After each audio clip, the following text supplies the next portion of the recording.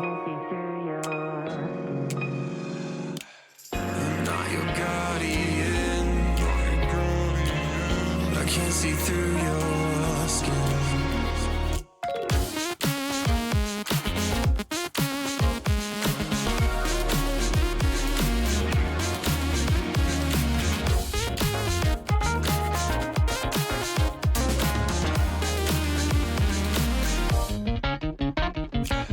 I'm not your guardian.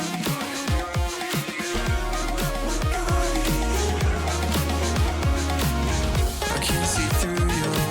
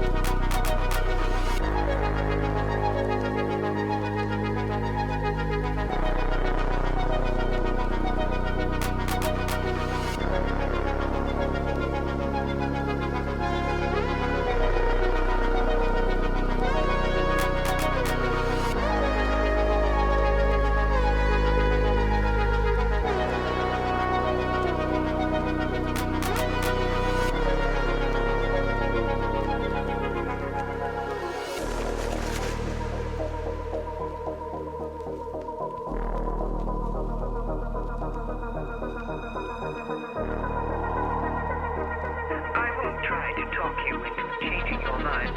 I only ask that you behave justly.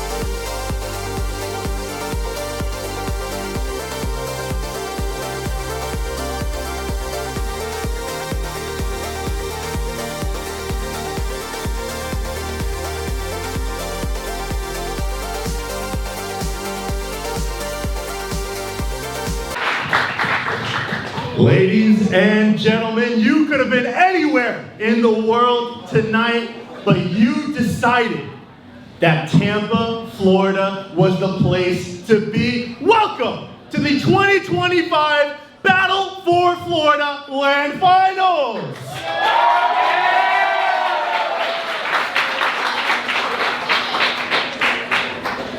Now we have a dead microphone. No. Maybe? Yeah, no, I got baited. I'm loud enough. I fixed it. There we go. There you go. We have a jam-packed weekend ahead of us.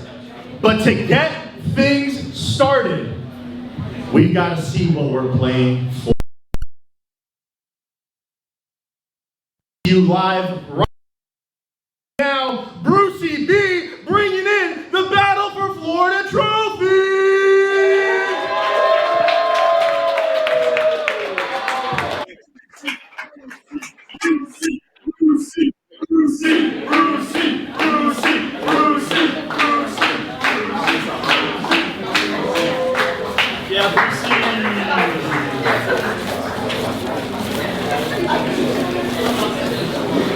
He hoists it high. He places it down. And there it will stay for the rest of the weekend until we crown our champions of Florida. But before we do that, we've got to introduce our teams. Ladies and gentlemen, do you want to know who's playing this weekend? Yeah! Kicking off for us first is our brand new title to the Battle for Florida weekend. We've got Super Smash Brothers rolling on out. And to bring us the very first team, it will be newcomers on the block, St. Thomas University!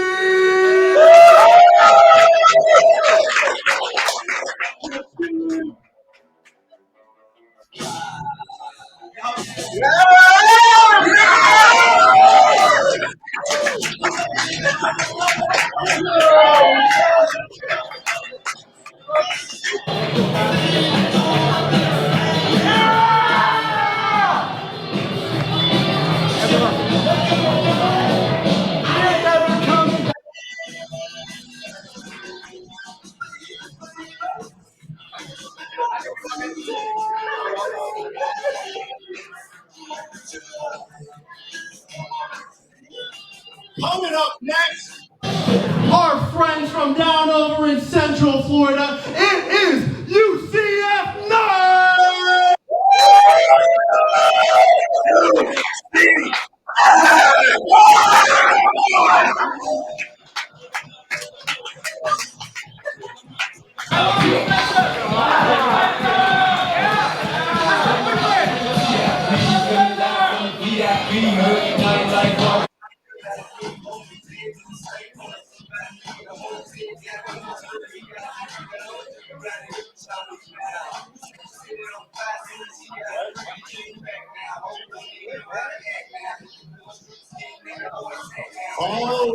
All right.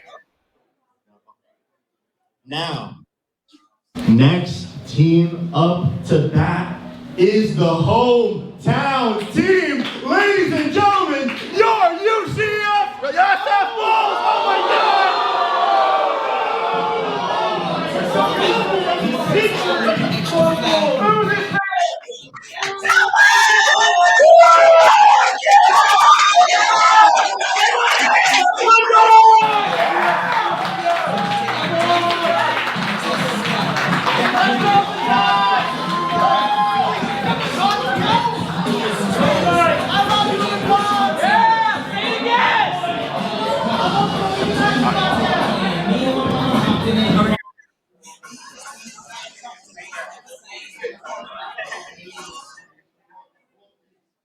My bad, y'all. I apologize. I read the card wrong. USF. No, I didn't do anything. All right, thank you so much, USF. Our college, by the way. And to round us out for the teams competing in the Super Smash Bros. Ultimate Bracket, we have your number 1 seed coming into the weekend, Florida International University!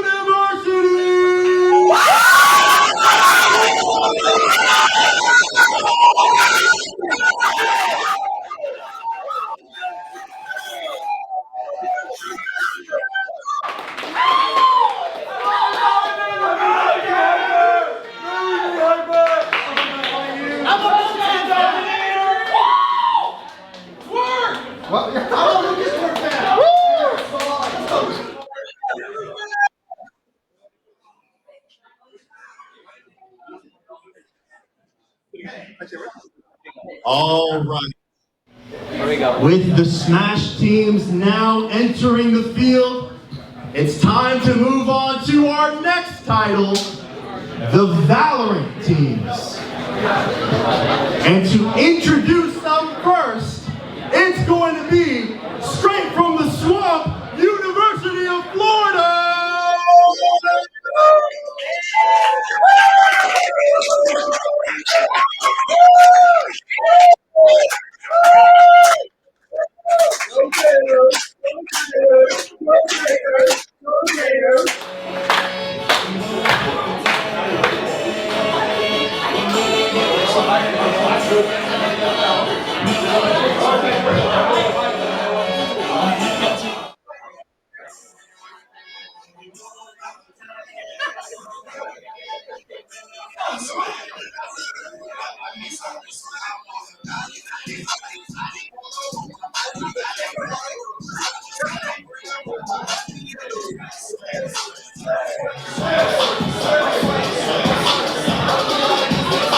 Next up, we've got the Seahawks from all over the country. It's gonna be Keiser University.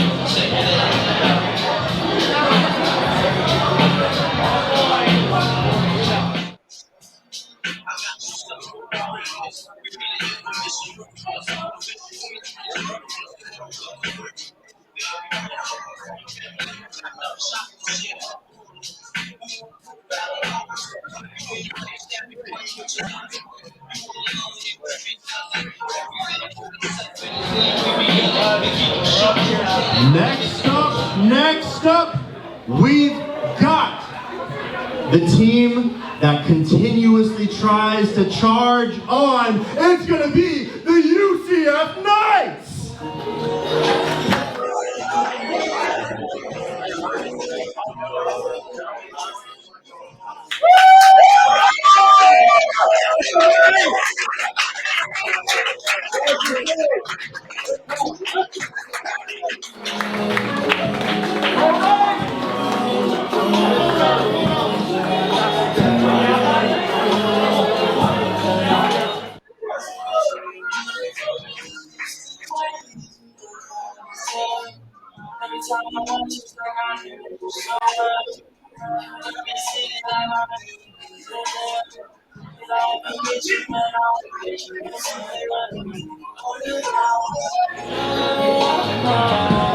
And to round us out for the Valorant teams, your reigning Battle of Florida champions, Florida International, the Panthers!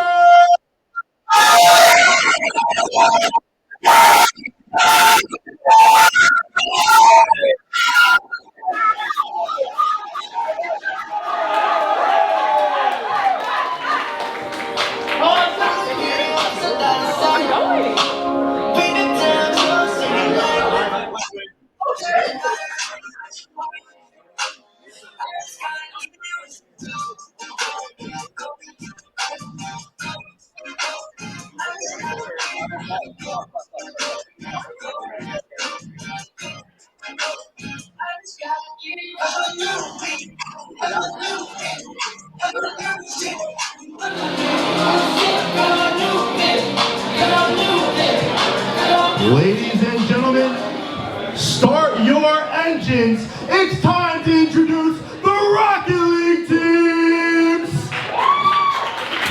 And to get us going, the first ones coming out onto the pitch, it's gonna be Daytona State College.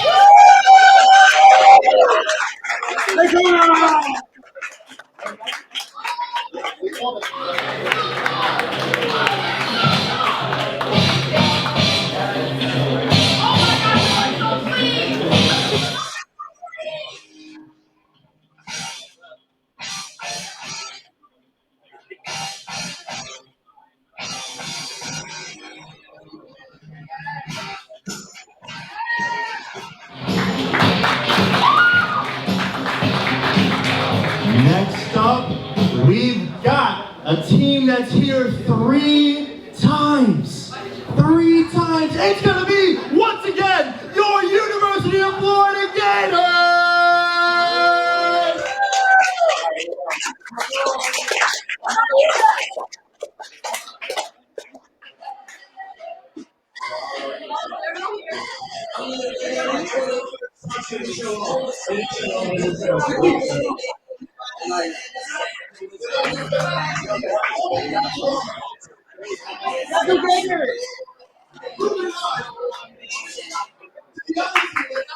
Here, we've got Keiser University!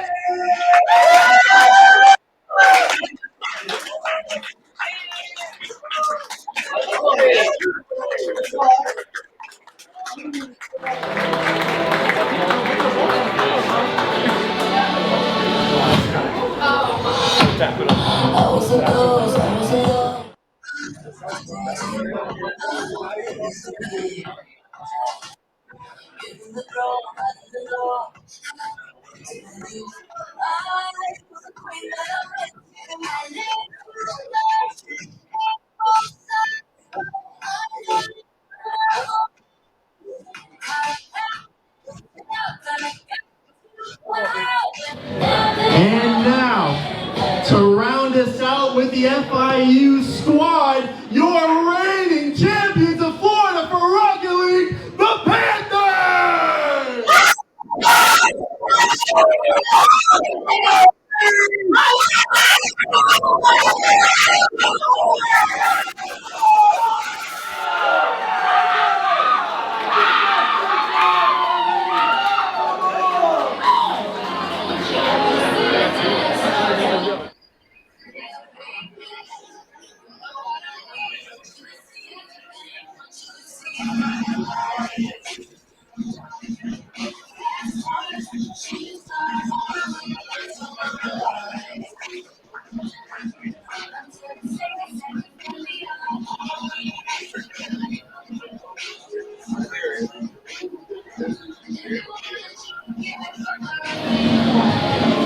And with that, we are down to our final title, but certainly going to bring us the most action of all. It's going to be the League of Legends teams. And to bring them on out first, we've got the runner-ups from last year's competition. Ladies and gentlemen, the UCF Knights!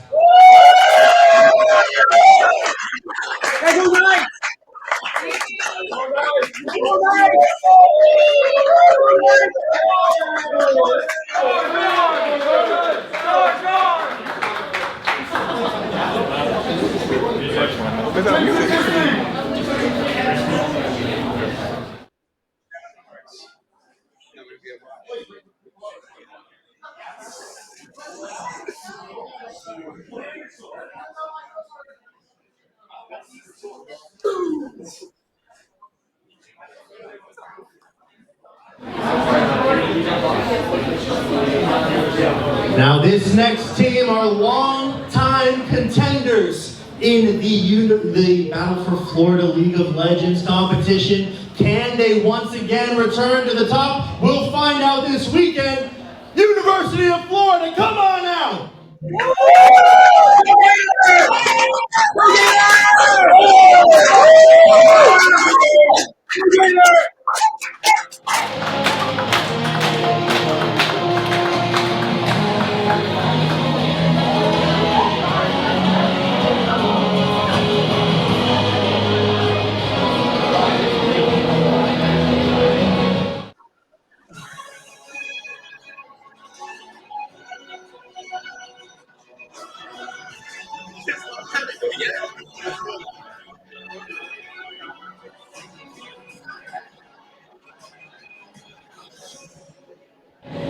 And now, we've got a team that looked really dominant here in the online qualifiers. Ladies and gentlemen, in their third title as well, Keiser University, bring out the Seahawks!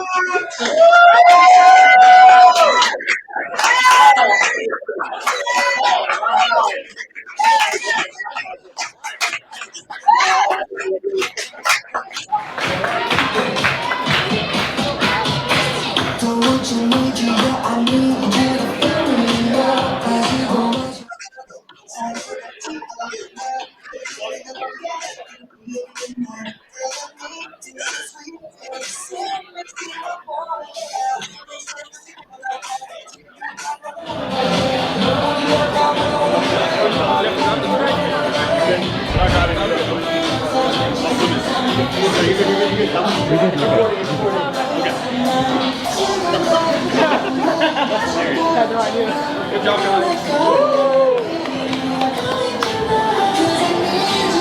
Now, according to my count, I don't know the dance. All right.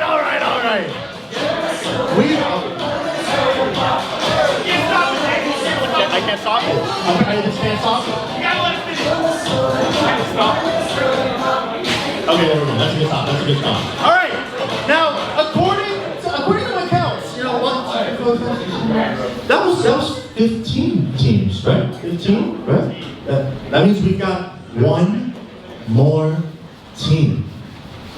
And that one team just so happens to be back-to-back reigning champions of the Battle for Florida. Ladies and gentlemen, your USF Bucks!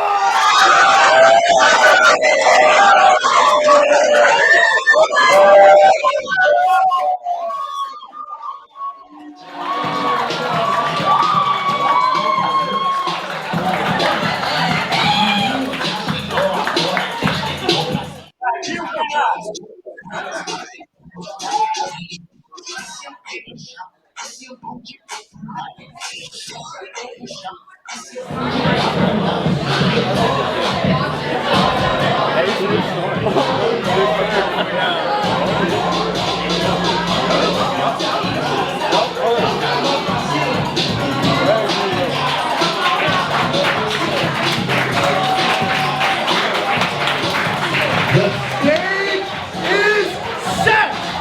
The teams are here. Ladies and gentlemen, let the 2025 Battle for Florida begin!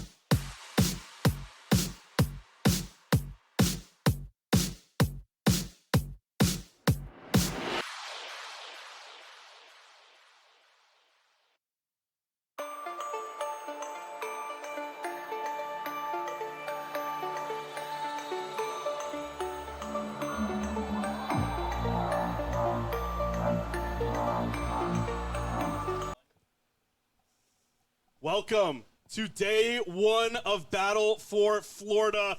We are in paradise, but we got 16 teams that aren't in paradise. They got to go battle it out on land in front of each other. I'm joined here today by Alex and Landon. How you guys doing? I'm doing spectacular. I'm very excited for Battle for Florida. Doing pretty solid, honestly. Very excited to see some good games coming out. What games are we running, honestly? I want to kind of go over that. Battle for Florida, you know, we've previously had 3 titles. We had League of Legends, we had Valorant, we had Rocket League, you know, your core 3. This year we added on Smash. We have a completely new title that's going to crown a completely new champion, which is going to be pretty sick. I'm not going to lie.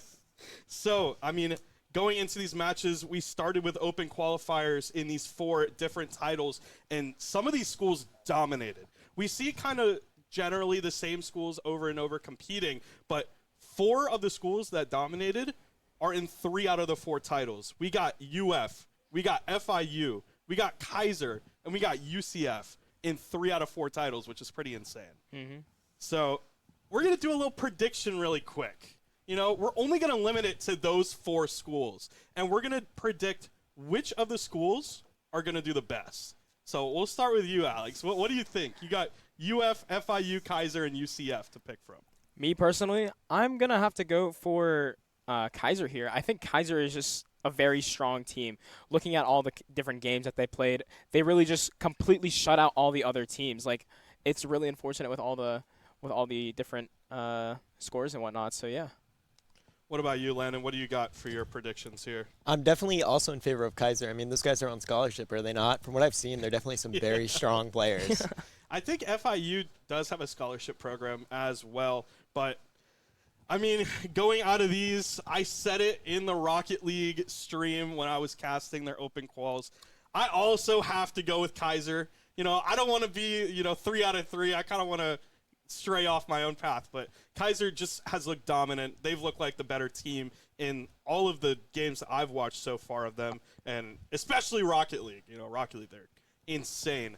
But moving away from that, we have all of these core teams kind of taking over the scene for Battle for Florida.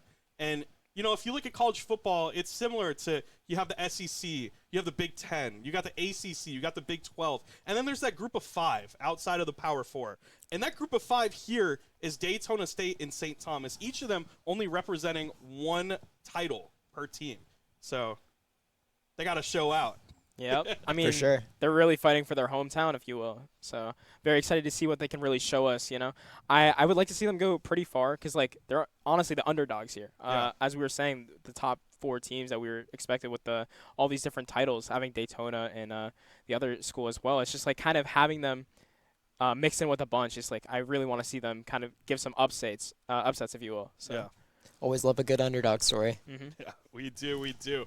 But for tonight's big match, we're going to be covering Valorant. We got 2 matches going on simultaneously. We're only covering one of them. So the matchups tonight are FIU and UF, and they're not going to be on stream tonight. We're going to be covering Keiser versus UCF, 2 of these big power dogs in our Battle for Florida. Both teams had pretty easy qualifying matches. Both were in best of 3s, and they swept Nova and Daytona State respectfully. So they're coming in with some motivation here. Mm-hmm. I mean, they got that gas going, right? Yeah. Looking at the scores as well, you could see all of these, kind of. It's just very. It was a guy diff, right? Honestly, you would see the leaderboard with literally 5 players from Keiser, from UCF on top, and then the others just could not compete. The deficit really was from 13 threes and stuff like that. So it's honestly. What do you expect? These guys, Atomic Bomb versus Coughing Baby kind of situation. So I'm very excited to see kind of the clash of titans, if you will, kind of so early on as well. I know quite a bit of I have quite a bit of knowledge of the Keiser people, the UCF players as well. They're definitely heard of in the Valorant queues and stuff like that. So very excited to see how they can kind of out macro each other and everything. So yeah. Now, is this UCF's main roster, or is this their B team? Do you know? I'm unsure, personally. If it's their main roster, I mean, they're going to DreamHack later, so that's pretty crazy. Definitely some solid players. Yeah. I mean, we got a lot of great talent here. Haven't seen either of these teams on stream yet, so it's going to be their opportunity to kind of show out and show what they can do. And, I mean, you kind of mentioned it before. They're all here to represent their teams, and they're all here to, kind of show out. They're doing more than just representing the Valorant team or representing the Rocket League team. They're trying to show up for their whole school. Yeah. They went out there, and their name, the school's name, is on that trophy. And there's nothing better than having your school's name on the trophy, knowing that you were the one that did that. Yeah, of course. I mean, it's always that valor that you get at the end of the game, or at the end of the day. No pun intended, of course. Of course. Leaving that legacy is always nice.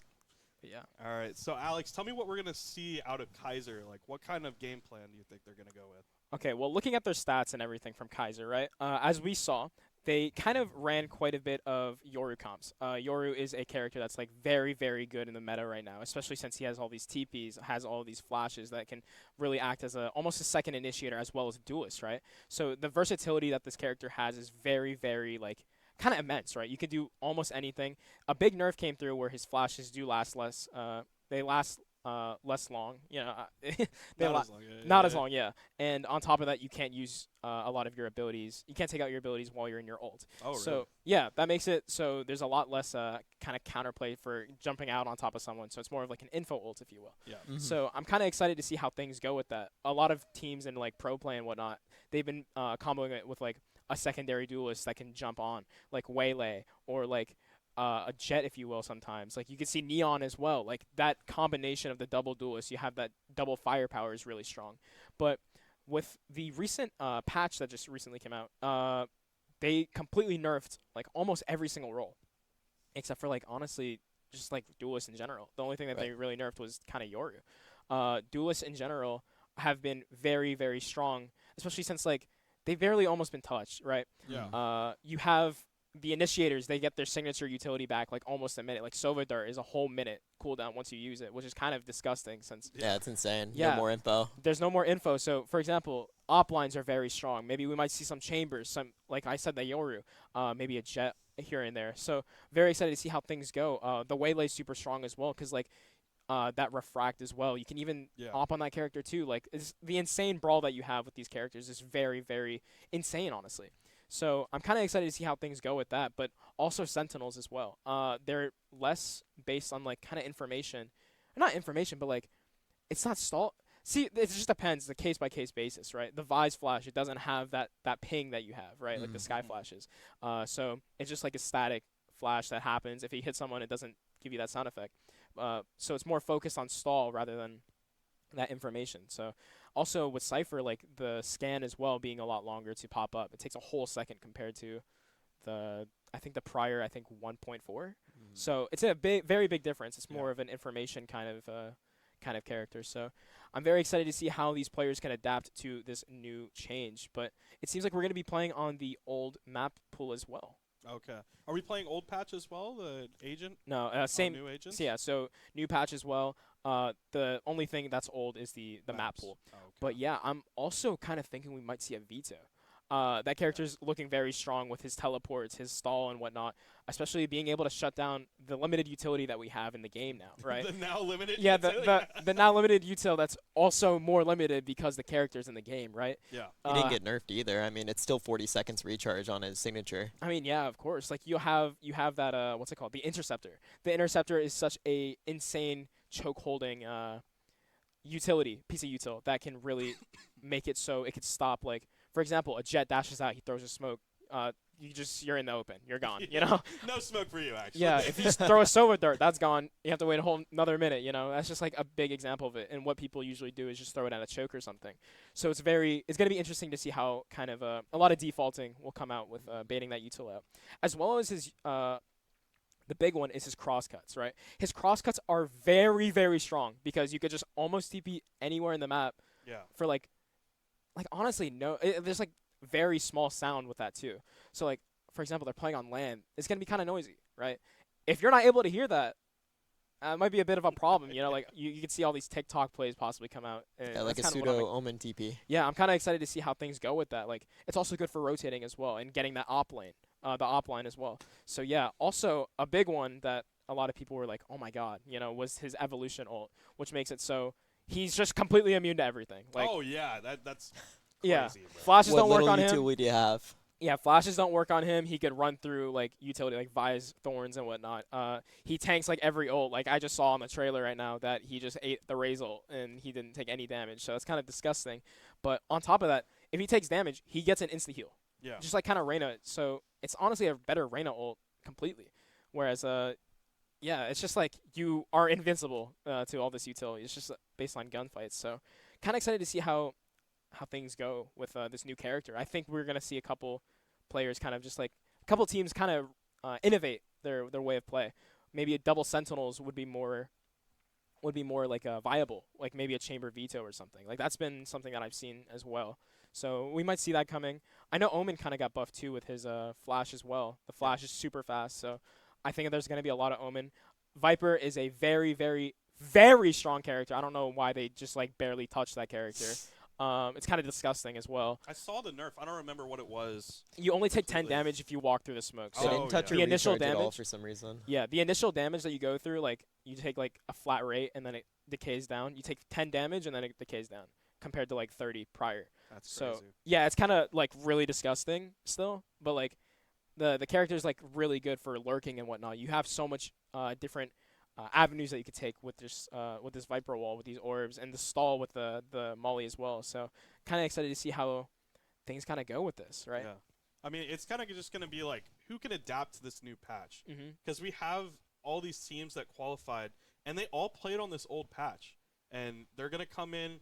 They got to rethink their comps. They got to rethink kind of their whole game plan because the game kind of just changed completely. It looks like Valorant's kind of like trying to move away a little bit from the util and trying to make it less important, if that It's makes more sense. more focused on gunplay. Yeah, right? and kind of like directing your util more purposefully too. Yeah. Because you don't want to be wasting it and whatever. How you doing down there, Landon? How's the? I'm doing great, man. I'm not gonna lie. I've been doing a V-sit this whole time.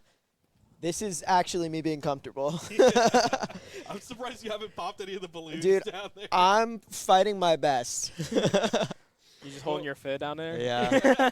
Oh, one thing to know about the recoil things. Didn't they change a bunch of the Oh! recoil on Vandals and Phantom? You completely forgot that. Yeah, completely forgot that. Recoil change for like basically all these weapons. You could spray with the Vandal now.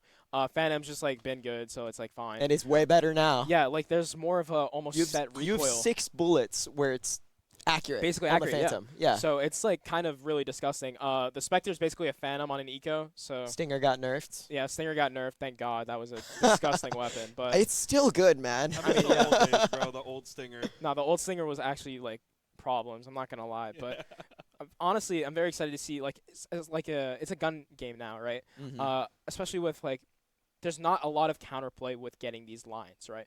A big thing about Valorant is getting the control of the map, getting people off these lines, right? So you're going to want to get these ops off these lines, retake space, keep the space and whatnot. So it's going to be a lot harder with this limited util from the initiators, the information that you have, right? So very excited to see how things kind of go with that. Like I recognize a lot of the names that are going to be in this lobby upcoming. So very excited to see how they kind of play because I'm like almost positive basically everyone is almost Radiant. Yeah. So yeah. It's gonna be a high It's class match. Yeah, I think like everyone's basically hit Radiant. So it's going to be a very, very, very fun match to watch. And honestly, like whoever wins this kind of has that aura, if you will. You know, Yeah, like aura. yeah, it's going to be like that aura. There's going to be like kind of the raid boss. Yeah. And it's going to be a team to watch, right? So yeah, I'm very excited to see how things roll out. Now, Landon, you were behind the camera when all those teams were coming out. Ooh, man. Speaking of aura, which team do you think had the best aura Dude. walking out, dude? I don't know. I mean, to me, UF kind of stood out. Coming out with the gator chopping, I would do it, but I'm deathly afraid of all of this stuff. No, go for it. Go Just for it. Go for explode. Oh, wait, hold on.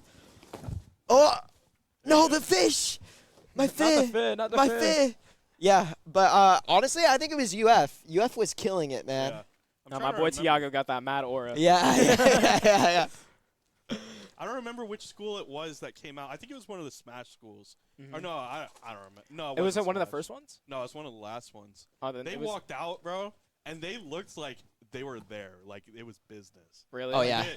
Andrew said it. He was standing next to me. He was like, "These guys are on a business trip, right?" Oh my Like, God. I That's so think, tough. I think it was UCF because I said their subs have so much aura right now. Yeah. They're standing there, bro. It was crazy, but I'm just excited for this match. I'm excited to get Battle for Florida underway. It's gonna be, such a great time. But I mean, what do you think is gonna come out? I mean, we're looking to the other match now. We have talked about Keiser. We've talked about UCF and how great of a match this is gonna be. But Landon, what do you think about the match between FIU and UF? FIU are the reigning champs. Dude, I'm looking forward to it. I would love to see an upset. This guy's still in the kiddie pool. I'm enjoying myself. It's comfortable now. I got in a good spot. No more V-sit. Yeah, but I'm really looking forward to that match because, I mean, UF is a pretty strong team as well. It'd be interesting to see if they can upset FIU and kind of, take that lead early. Yeah, I mean UF, they're a lower seed. They had to go through 2 teams to get here. They beat Florida Poly and they beat USF in sweeps. They haven't dropped the map yet, so I mean they got the most momentum coming into this matchup. But FIU, they got the whole thing that they're the reigning champs in multiple titles. By the way, Yeah, they gotta kind of keep that. They gotta keep that They that got the status. aura. Dude, the They got amount the of fans, too. screaming. They have Yeah. the fans. Every time I was trying to get because I was behind the camera, I was trying to, capture the teams coming in. Yeah. Every time FIU was announced, everybody stood up screaming. Man, I was working out earlier. I was struggling to get that camera above my head and keep it up there. Yeah, I'm not gonna lie. I'm kind of excited to see how the FIU and UF match kind of goes too, because I was talking to kind of UF, right, and UF was like, yeah, no, I feel like we are quite cohesive with our team, right? Like they may not have the rank advantage, right, but they've been in their leagues beating a bunch of other higher ranked schools and whatnot. So Yeah. I'm very excited to see how things go. I was talking to Tiago. He was like, yeah, this team just feels like one. Like they're able to just really play together and everything. So they feel good. They know that they got each other's back and whatnot. But FIU definitely has that advantage where they have the momentum, right? They need to keep their title. They have the fans. They have everything. So it's going to be kind of exciting to see the turnout of that. Yeah. I mean, UF has my guy Eminem. Tiago. Bro, Tiago. I tried to get him on land in Miami, trying to take him down the land, but that fell through. But I get to see him here on land competing now, which is pretty crazy, honestly. But, I mean, that's going to be a great matchup, UF versus FIU. Valorant in general is just a great matchup. I'm very dude. We have such good matches coming up. Like I Yeah. feel like all of these matches are very good. I'm so excited, So, yeah. man. This is the first BFF I've attended as well, so this is my Yeah. first impression, and this is, I mean, it's been killer so far. I'm having a great time. I mean, you're having a great time in your kiddie pool. Absolutely. We're just chilling. We're all wearing Hawaii shirts. This has got to be one of the best broad chips I've had in a minute. Just get us a couple pina coladas and we're chilling, right? Exactly. But yeah. Hold on, here. Got my peanut right here. No drinking on the stream. Oh. Oh, Belgian pina coladas. Unfortunately, no drinking. But yeah, like I feel like we should kind of go into a couple different things as well. Like we don't got too much to really talk about with Valorant, right? Yeah, I mean, that's true. Looking at the other titles, League taking on USF is taking on UF. Little grudge match there, trying to avenge the football team. Speaking of avenging the football team, hey no. Larry from Rocket League, UF Rocket League. You know, I was trying to make a LAN, and I was trying to promote the LAN, right? And so I'm in a bunch of the collegiate discords. Larry on the Rocket League team? Yap. This guy will not stop yapping, bro. And they played Keiser in a match. I think it was in NACE or No, it was in this other league, whatever. But let's just say he used some terms after sweeping them that I can't say on this Whoa. stream. I feel like. Okay, well, yep. We're gonna just move on from that. Yep. But anyway. Rocket League teams, you look out for UF. Look out for Larry specifically. At least they're passionate. They are passionate. There is some passion there. All these teams are fighting for their schools, and they're just fighting for aura, you know. Yeah, They're absolutely. trying to get their name on that trophy. So I would be riding that high for months if I came out winning on one of these teams.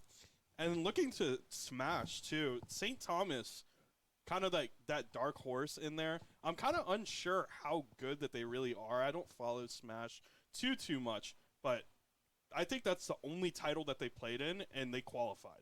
I mean, So, yeah. I mean, If they got it, they got it. Like I'm very excited to see kind of what they can bring. I think they can probably make a couple upsets. Like I think the big one right now for Smash is going to be USF versus UF. Those two are those are two that I was talking. UF didn't qual. That UCF. Yeah. Is it UCF? Yeah. UCF. USF versus UCF. My fault if I misspoke. But yeah, those two. I was talking to one of the players. He's like, yeah, we have this like Tampa and Orlando Smash are very big. They have a big community, right? So they were talking like, yeah, we know these guys. Like we kind of like are rivals, if you will. So they're very, very. They got that gas going. They have that rivalry already set and everything. So I think whatever comes out on top is truly the better team, right? Plus, just the idea of playing like literally side by side. Oh my God! That's crazy. The trash talk could be insane. That could be gnarly, but I mean, looking at the matchups look great. I love Battle for Florida. We do this every year. This is my second one, and it's just awesome. Like I'm gonna get to cast Rocket League. I'm gonna get to cast Valorant. It's an amazing experience, and I really enjoy being here. All the staff too, the PAs. You got David sitting right behind the camera. This guy's the GOAT. Every stream that you watch, everything you watch is all him. This guy is actually the best, but we're just ready to get in for some games here. I mean, we're kind of just waiting, I think, on the players in the lobby, but it's kind of – I'm hyped. Keiser UCF. I'm just hyped. Dude, I'm so excited. I've been looking forward to this, like, all day. Yeah. All right. Well, it looks like they might be ready. Thank you for joining us. Stay tuned. We're going to get right into this matchup. Let's go. Keiser versus UCF. Woo!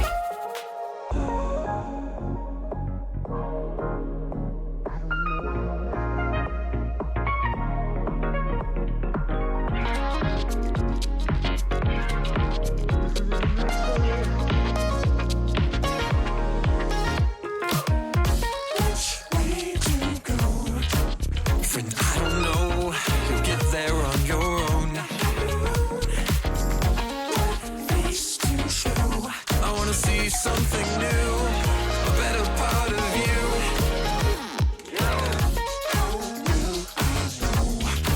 You feel it in your soul, a leap from head to toe. I'll go just alone. Scratching my mind, I gotta keep asking why. Stop telling me all the time everything will be fine. I can't stop scratching my mind. I don't know.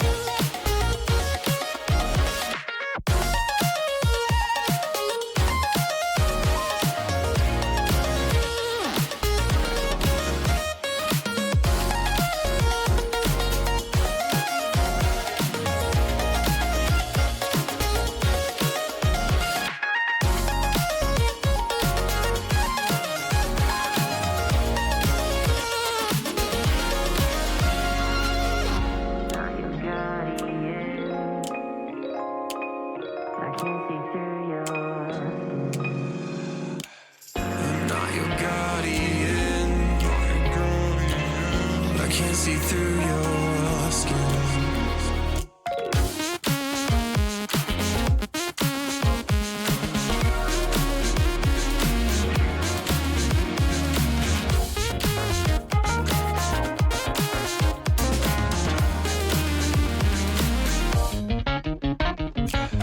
I'm not your guardian.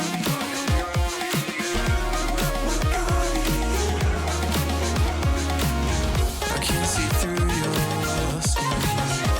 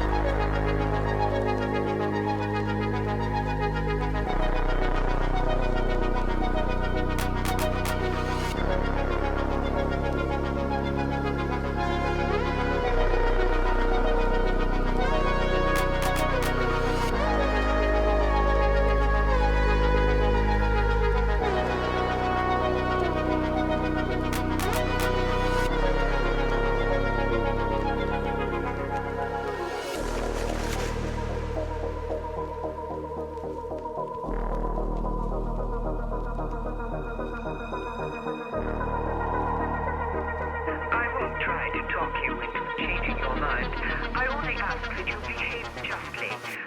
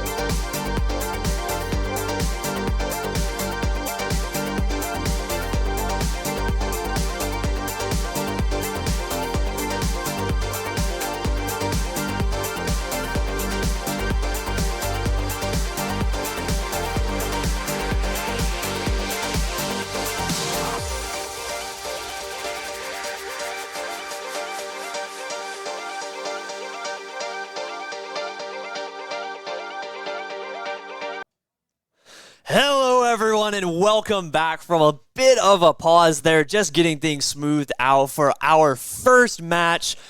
Kind of first match, 2 matches ongoing, but the first streamed match of our 2025 Battle for Florida, presented to you by R&R Tire Express and Mr. and Mrs. Crab, followed up by some of our other supporters, Busch Gardens, which our teams will be participating in tomorrow evening, if y'all remember, Pre-Fire, Hong K Barbecue and Hot Pot, Don Julio's, and Sour Punch, which if you are in here in person, you can find at the front of the lab in the giant cooler. Very good. We've been having those for a little while. So, going into this Keiser UCF match, we have me, your co-host, Insomnia. And I'm Elias, your other co-host. And we are ready for this. We have been on a pause for a while. We have the maps in here. So what are we going in for here? So for our first game, we are going into Bind, which is UCF's pick, and Keiser is going to be on defense. So that's our first map. That's our first round. Going into second game, we will see Ascent, a pick from Keiser, and UCF will be on defense. And if we get to the third, we will see some Haven, which was picked by UCF, and they will be on attack for that. A lot of classic maps there, been in the game for a while. Excited to see that. Lots of operator opportunities. We were hearing from Alex earlier over in the analyst room talking about how the operator is really strong right now. And speaking of our 2 teams and their picks, let's see who we have on the rosters tonight. Starting out with Keiser University's players, we are going to be coming in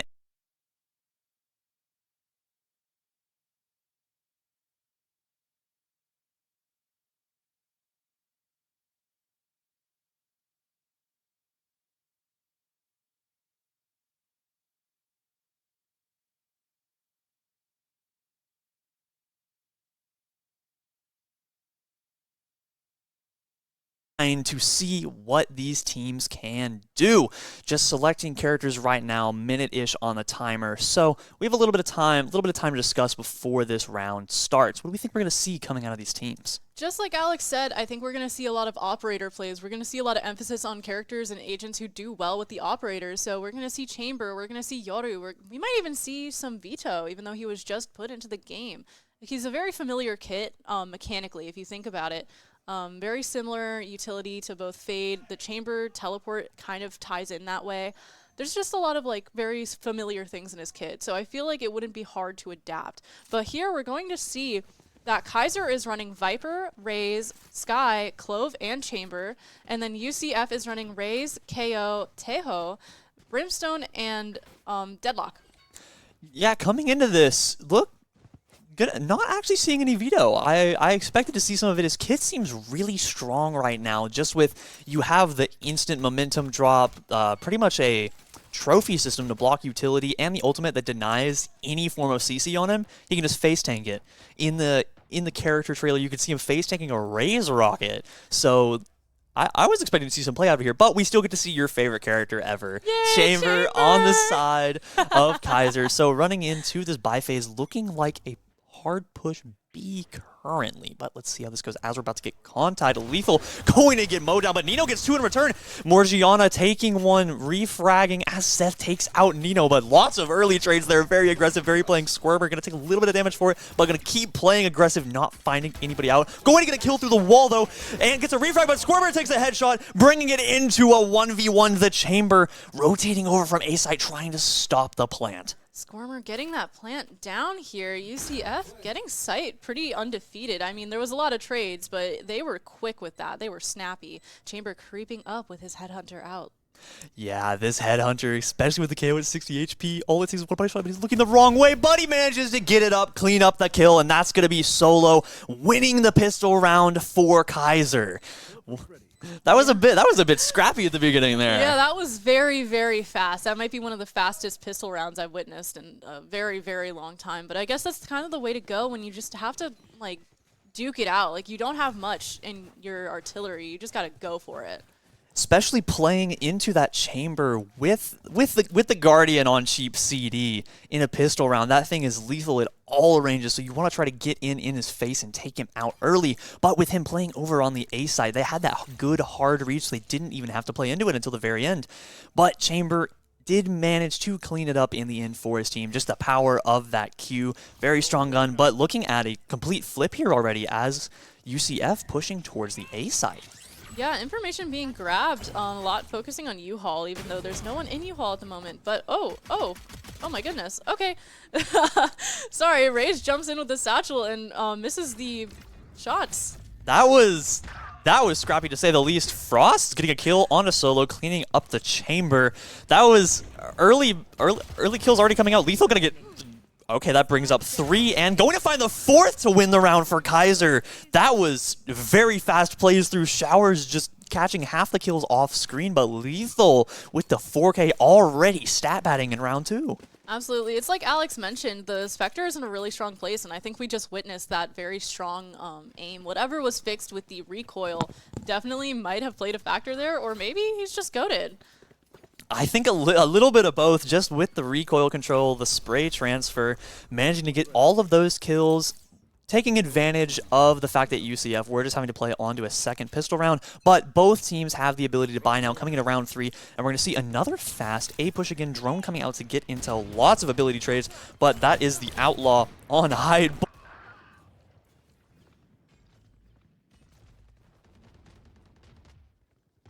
Out as UCF takes site control. Morgiana getting a pistol kill onto Osira somewhere, I think, through the smoke, and now it's all up to, well, pretty much everybody. Even game over here on the A side. Yeah, it seems like we're just pushing bomb out. About to peek out or get stuck. Stunned and gets killed by Frosties. Frosties gets the last on Ant, who was in CT. That's going to be a very clean cleanup for UCF there, locking down the site with utility and finding out all of the Keiser defenders hiding in their corners. Just good trades all around. I believe a kill through the smoke onto the enemy Rays. I don't know, didn't quite catch it, but still just a very clean round out of UCS. Keeping it competitive, getting a little bit of an advantage. Not seeing buys, don't know the money right now, but anybody's game. Going into round 4, so far very strong performance out of both teams. It's early. It seems that we might get a fake here on A from UCF, faking that push with some KO utility just to get some information on who's staying at A. Knife does not hit Clove. Sky getting utility about the...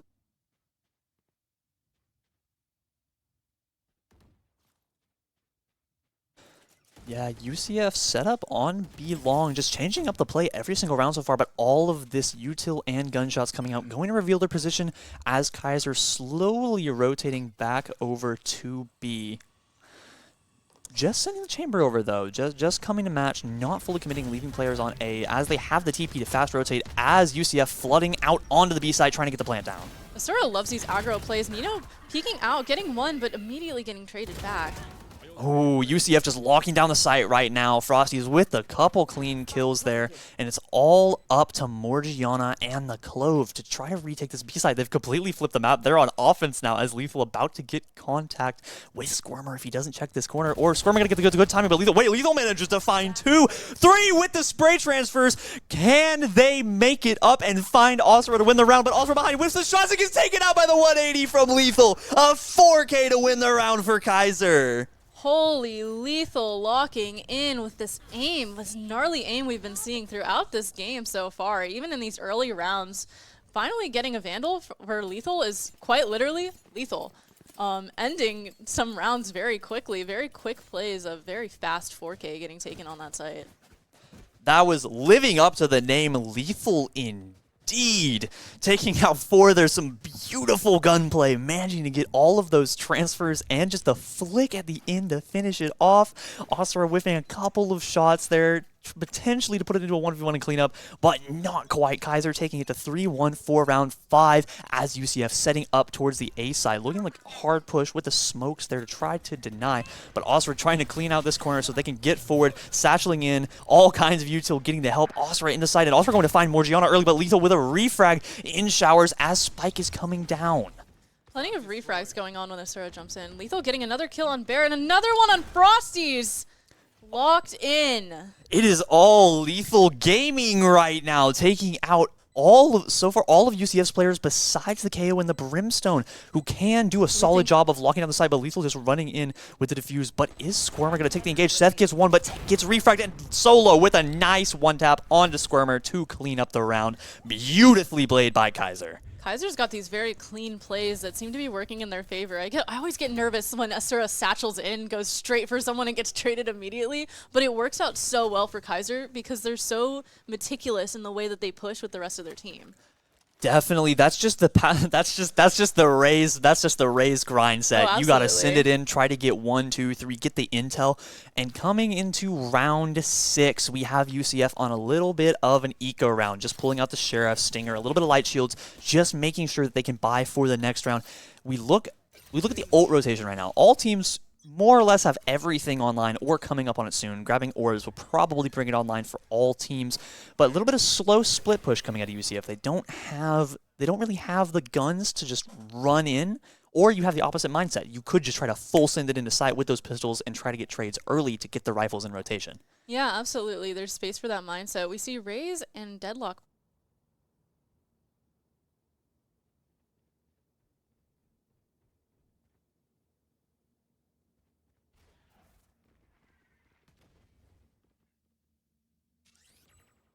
To worry about, since Oscar with the buggy's not going to be doing a lot of long-range damage. And speak of the devil, Lethal takes another. Oscar going to be taken out, but he gets a grenade kill onto Lethal. Lethal going to pop the Clove ult to stay in the game, but now they've one tap from Seth taking out the Clove ult. It's anybody's game now as rifles are on the side of UCF. There's a lot of tension on the map right now. KO Biff Bomb backing up, trying to avoid the Sky ult, but getting hit by it, I'm pretty sure. Deadlock ult getting popped, trying to pull someone out of the corner, but Morgiana gets the kill with her ultimate. All kinds of ults getting traded this round. This is honestly pretty good for UCF. Nina with a nice triple kill there to clean up the round for Keiser. But if you're UCF, you're pretty happy about this. You just pulled, I believe, 3 ultimates out of rotation for Keiser at the cost of only 2. They did pop Brimstone ult, didn't really catch that one, Yeah, but you're feeling pretty good about that one. You pull 3 ults out of rotation at very little cost to yourself as you're now coming into the next round on rifles again. Yeah, it seems that UCF is up in the ultimate game. That does give them an advantage that they can definitely play off of. They are very thin on their economy, though. So this round is a make or break for how they can play the rest of this half, honestly. UCF walking up towards the A side once again. All the Utah coming out. KO ult popping, giving the room for Oscar to run it in again. And Morgiana going to get a kill on a Seth. And Oscar with a kill on a Lethal, but Solo going to refrag. Solo holding this angle, not going to find the kills as Frosts hits those shots. And they're getting ready to plant, but the Viper volley is delaying them. Here it comes out as Keiser getting ready to retake site. The utility on site doing what it can to stall out these plants. But Morgiana swinging out of showers, trying to find people in U-Haul. Pre-firing, right where the Squirmer is hiding.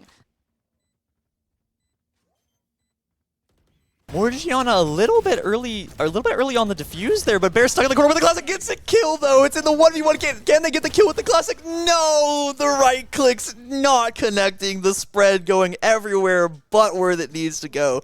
And Keiser winning this round, bringing it to 6-1 for round 8. Oh, so close for UCF. That's just classic gaming right there. It's a tale as old as time. The right clicks hit every time you don't need them to, and the right clicks miss every time you need them to. Very strong performance coming out of all of the Keiser players and all of UCF as well. Like we've seen a lot of good plays coming out of both teams, but Keiser just getting a little bit of the edge on these rotates and plays and util usage. Once again, UCF just on a little bit kind of an eco round, just coming into Sheriff's heavy shields. Solo trying to get these, almost face tanking the bomb there, but not quite going to get out. Keiser popping 2 ults right at the start of this round as well, just to prep for their defense. Definitely, the pushes. Viper roll going to completely stall out any hopes of taking A side. So UCF, in response, just taking it slow, wrapping over towards B. But Keiser probably have the read on here as Lethal about to get contact with Squirmer. Going to get the nice one tap. Can he get another onto Bear? Not going to quite find it, taking damage in return. But the overhealth 100 back, going to get ran down. It takes out 2. Bear and Osra not managing to find it, but Seth gets the refrag. UCF down 2-4. Coming into sub 1 minute on the round, but Ant with this close range, I don't think they know they're there. Oh, with the kill through the wall, and Margiana cleaning it up. Almost a flawless for Keiser, but Lethal just wanting to stat pad a little bit more. Kaiser's very clean plays. I think contrast UCF's a bit scrappiness so far, and I can't tell if it's because of their economy or just how they play. We see a lot more aggression from UCF. This was their pick here on Bind, so maybe we'll see more consistency from defense for UCF. I definitely prefer defense on Bind, but you're also talking to an op player. You're talking to the op 1 trick. I like Bind defense because you can just sit A heaven and just unload. Flash is coming out. Sky getting a little. Oh, Sky's way back on site. Oh, there is Sky. I thought it was Raze. Lots of util coming out on the B side as UCF just changing it up a little bit, trying to run in fast. It's going to be the Raze ult. Going to find 1. Bear with a kill on an Ant as well, and that's a free site for UCF. Yeah, getting those 2 picks early. Another pick from Seth. Seth getting 2 on site, leaving Chamber to try and push up alone. Can he do it? It's all up to the streamer favorite. Can Solo on the Chamber find 5 and win this round for Keiser? Bomb ticking down, Vandal in hand. Might just be saving. It's would be a little bit scrappy trying to take a 1v5, but might have the read on Osprey here, but the crouch going to be right below reticle placement. Once this smoke drops, we'll see if contact gets made. Ooh, 1 tap there, taking out Osprey, just trying to get anything in return. Can he get Frosty? He's going to get Frosties with another 1 tap. It's entirely winnable, but the spike is going to go out, just looking for any exits that they can, and taking the kills and leaving, just getting those rifles out of rotation. UCF definitely needed this round for their econ. They were kind of scrapping around, but this works out well for them, not only getting to save guns, but playing the time. Even with that round win and needing it for the economy, those two exit frags getting taken out, that hurts. Yeah. That hurts a little bit on the eco. We see multiple players close to 1,000, sub 1,000 on their buys, but there it is. My favorite gun, the infamous operator coming out of the chamber on the A site. Let's see what he can do. My favorite agent, Insomnia's favorite gun, a lethal combination, that's for sure. What? Frost with a double kill, Nino with a double kill in return. All kinds of trades happening, Showers. Bit of an aggressive. The question mark coming out of the Phantom right there is perfectly stated. Ant's also going to find a kill, I believe, cross map. No, that's with the entry on the B site. That was very fast kills, putting us into a quick... There's another one. Solo getting the operator kill on a Squirmer, and now it is all up to Seth. Smoke's coming down. Can they get the plant out in the 1v3 with the operator right behind him? Dog coming out if he swings out.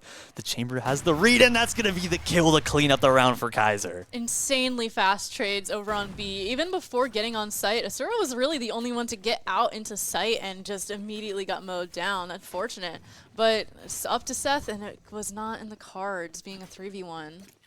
It seems like both of these teams just really like playing aggressively. Even Keiser on the defense, they seem to have the mentality of the best defense is a good offense. They're playing every single round super early, super fast, just getting these trades immediately. So even if someone is dying on their team, they're immediately getting a refrag for it. I truly can't wait to see how that reflects when the sides switch and they're on attack. Definitely, that's good. They're gonna be very happy about that. This aggressive play coming out again. Nino going to get the kill on the Squirmer, but there is Bear there waiting. Not gonna play aggressive. Not gonna get anything. Also, running out of sight, going to get stunned. Lots of smokes coming out. Frost gets the kill onto Ant through the chaos. Bear with a refrag with the kill onto Nino, putting UCF in the advantage. Yeah, UCF took sight pretty cleanly there compared to the last few rounds, but Kaiser's on the flank, raising Clove, creeping up, trying to get up to the window. But UCF's Clove ready to match, not going to get the kill. Lethal, just as the name states, hitting all the shots needed. Full health with the overhealth, getting a little bit of intel there on the guy in the corner, but there's the shotgun in the corner going to find out the operator, but there's another kill with the outlaw, I believe.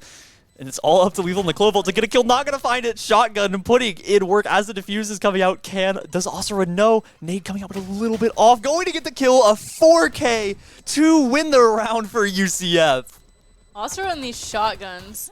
Oh, loses the op in the last split second there to the bomb. Or not the op, the Vandal. My apologies. I can't speak.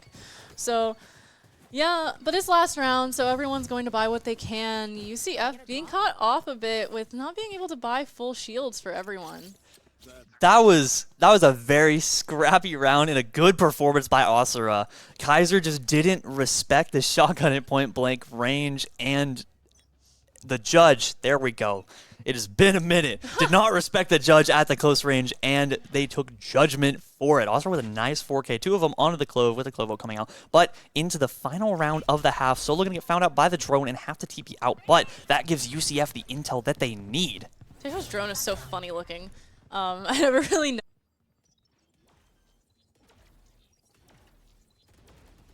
Spike planted. Getting popped. UCF has 3 ults online other than the KO ult waiting to get popped. Probably going to be seeing a lot of buttons getting pressed soon, as it is last round. They're going to be using everything to try and hold down the site and bring it to 8-4 for the half. Morgiana going to get killed on a Frost. That's going to that one ultimate out of rotation for UCSF with a kill on a Lethal, though. Keiser, star player, also with another judge kill, but going to get found out by the operator. Morgiana finding Bear. We have the Brim. There is the Brimstone ult, though. Squirmer with a kill on the Solo. Ray's ult, not going to find anything but the Brimstone ult. Just going to take Ant out as they get one tick.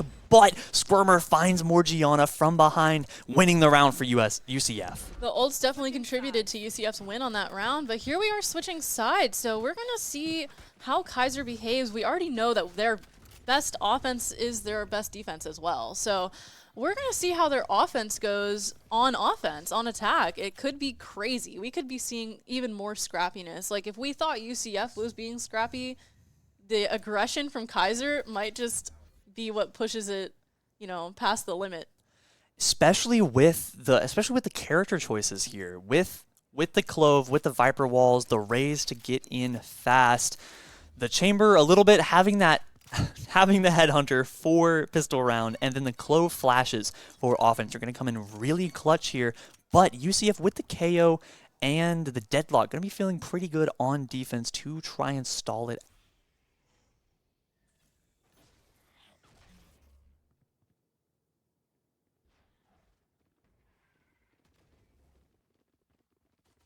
Yeah, Keiser playing a little bit slower than expected, but Squirmer going to find a good kill onto Morgiana for UCF, putting them into an early lead. But Keiser are close on the side, missing a little bit of shots, but Frost finds Lethal. Osira finding Ant, putting Keiser down 3, all into the 2v5. Can the Chamber and Rays do it? Solo with the Headhunter, Nino coming through. Can they find the kill on Seth as they wrap this quarter? Seth really close with the classic, and that's right-click going to do a good amount of damage, but Nino with the headshot to clean him up. All 2v4, anybody's game. Nino going back through U-Haul to push up again? Osira. Risky. Osira with a beautiful headshot at another, but Bear going to clean it up. UCF winning that round pretty heftily, taking us to 5-8. Yeah, it seems that UCF is much better prepared for this defense, at least from what we're seeing so far. But it is only pistol round. We can definitely see some changes going on. Keiser playing that a little bit slower than I would have expected. Very disciplined coming out onto the A site, but maybe that was a little bit of their downfall. They gave UCF the time to walk around and set up on them and be prepared for the push, and they couldn't find anything there. But coming into round 14, we have the bye for UCF. They're feeling pretty good on this defense, just matching pistols, gotta grab orbs, and just pretty much their game right now, so long as they're not taking any clean headshots from Keiser's really, really good mechanically skilled players. This smoke really stalling out Keiser from pushing into shower here. Getting a little nervous, waiting out the smoke to see if they can get some intel without getting shot right on the other side.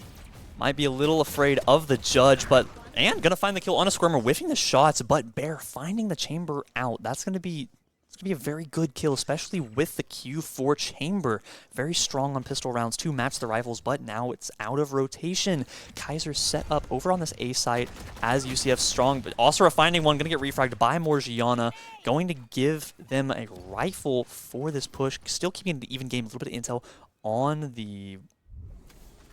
I actually don't know who that was, but we'll see. But they know they're there. They're setting up, waiting for the rotate. Seth with a kill on a Morgiana, though, covering his teammate. And Nino almost going to get it, but Frost finding it out with the Spectre. And it's all up to Ant.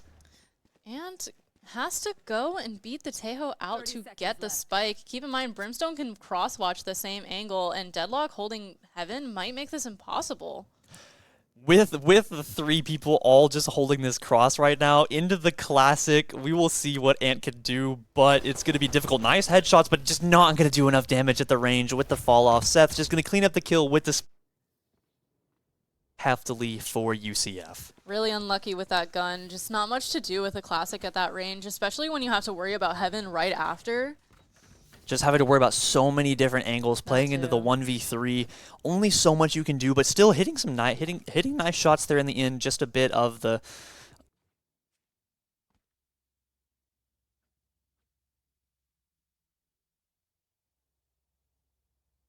since they lost a few players, but anything can work as Keiser coming in with full rifles. Aggressive play coming out of UCF, running it straight down. Finds two with Frost with the Spectre and the utility taking out Nino.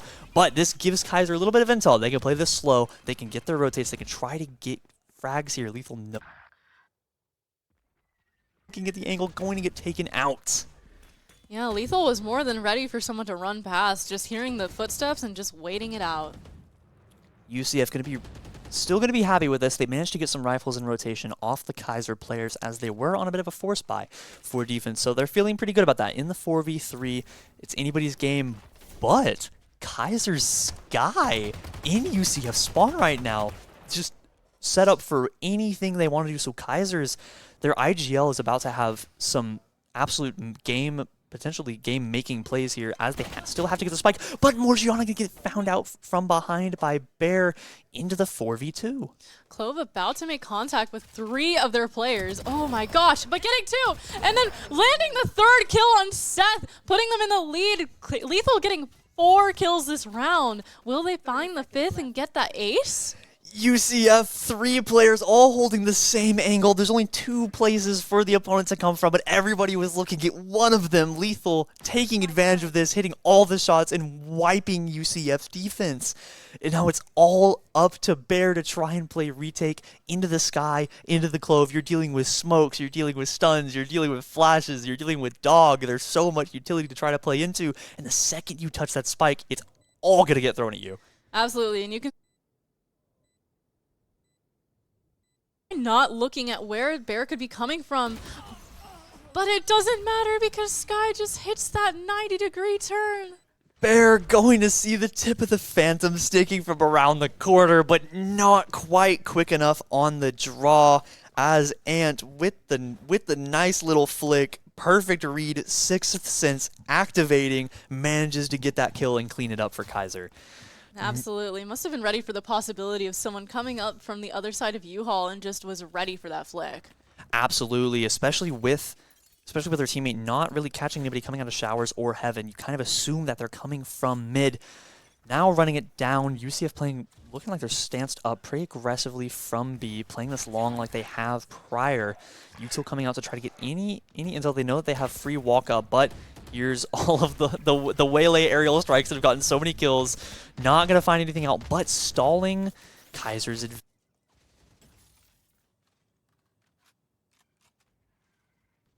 Everyone's kind of holding out of their line of sight, and then the smoke going down kind of bars them off from getting any more information. Chamber hiding over by TP, just trying to figure out if he should push into window or not. What Keiser have set up here is a very quick rotate over to A. They're trying to bait as much utility as they can over to B, and then either get the read on UCF's read that they're going to go A, so they're rotating A, or so then they can push B. It's a giant chess game of possibilities here. This is... And as well, onto Bear. Keiser suddenly an advantage. Lethal with another, and this is going to be Spike coming out for Keiser. Lethal is disgusting with it, just pushing onto site and immediately getting 2. Kind of crazy. But yeah, good take for Keiser. All 5 pretty much on site and ready to go, while UCF only has 2, both being on the wrong site right now, actually. But probably going for a flank. UCF either Asura and the KO either setting up to try to get a flank play here or just saving the guns for the next round. In the 2v4, playing into the Clovolt, so actually 2v5, not even 4, playing into the Clovolt, so effectively a 2v6. So even if you do manage to get 1, 2, 3 kills, it's still just an even game at that point. Especially with the bomb ticking down right now, it's pretty much no hope of defusing. So they're just going to try to get exit frags here. Squirmer about to make contact with Lethal. Are they going to match? Can they get the kill? Sees the tip of the gun. Well, also with the kill on a solo, that's going to be massive. But Lethal with the refrag. Squirmer gets the kill out of rotation, and UCF feeling pretty good about those exits. Yeah, at least UCF gets these exits to help kind of ease the pain of losing that round on their eco. But let's see here. We have, honestly, a good amount of people kind of forcing out their econ. There's not a timeout starting here. What do you think we're going to see over the next few rounds that we have left here? Keiser, with the full buy coming into this next round, it's going to be a little bit difficult for UCF to hold into. Keiser can do what they really love to play on defense and just full send it on the site. And with the pistols, though, we've seen it before, those pistols at close range can do some real big damage. And we've seen it flip rounds many time and time again. In the hands of skilled players, any gun in this game can win rounds. Absolutely. I mean, we've seen a lot of shotgun plays from Asura specifically, so I feel like these econ changes and this heavy, like, oh, we gotta force, we just gotta, like, either force it or save or just not buy anything, doesn't really affect the shotguns as much in this game. They kind of stay in that, like, lower price bracket. Absolutely. Ridiculously cheap guns for the value they can provide. As we saw the judge just putting in work on that raise. You can just satchel right on the site, cause chaos, get kills, drop a 4K. Somebody clip that. Putting in all kinds of work for their team. Goomba stomping on them. Pretty accurate representation with the satchels flying and landing on top and just one tapping with the shotguns. Cinematic plays if I've ever seen them. Yeah, definitely. But we're going to see if this works out at all and can get UCF back up. This 10-6 score right now. Keiser playing this really slow, really disciplined, just feeling out their opponents. They don't have to play super aggro. Nino walking away at 5 HP, running over to the sky, try to get a little heal up just to prepare for the next engage as they're posting.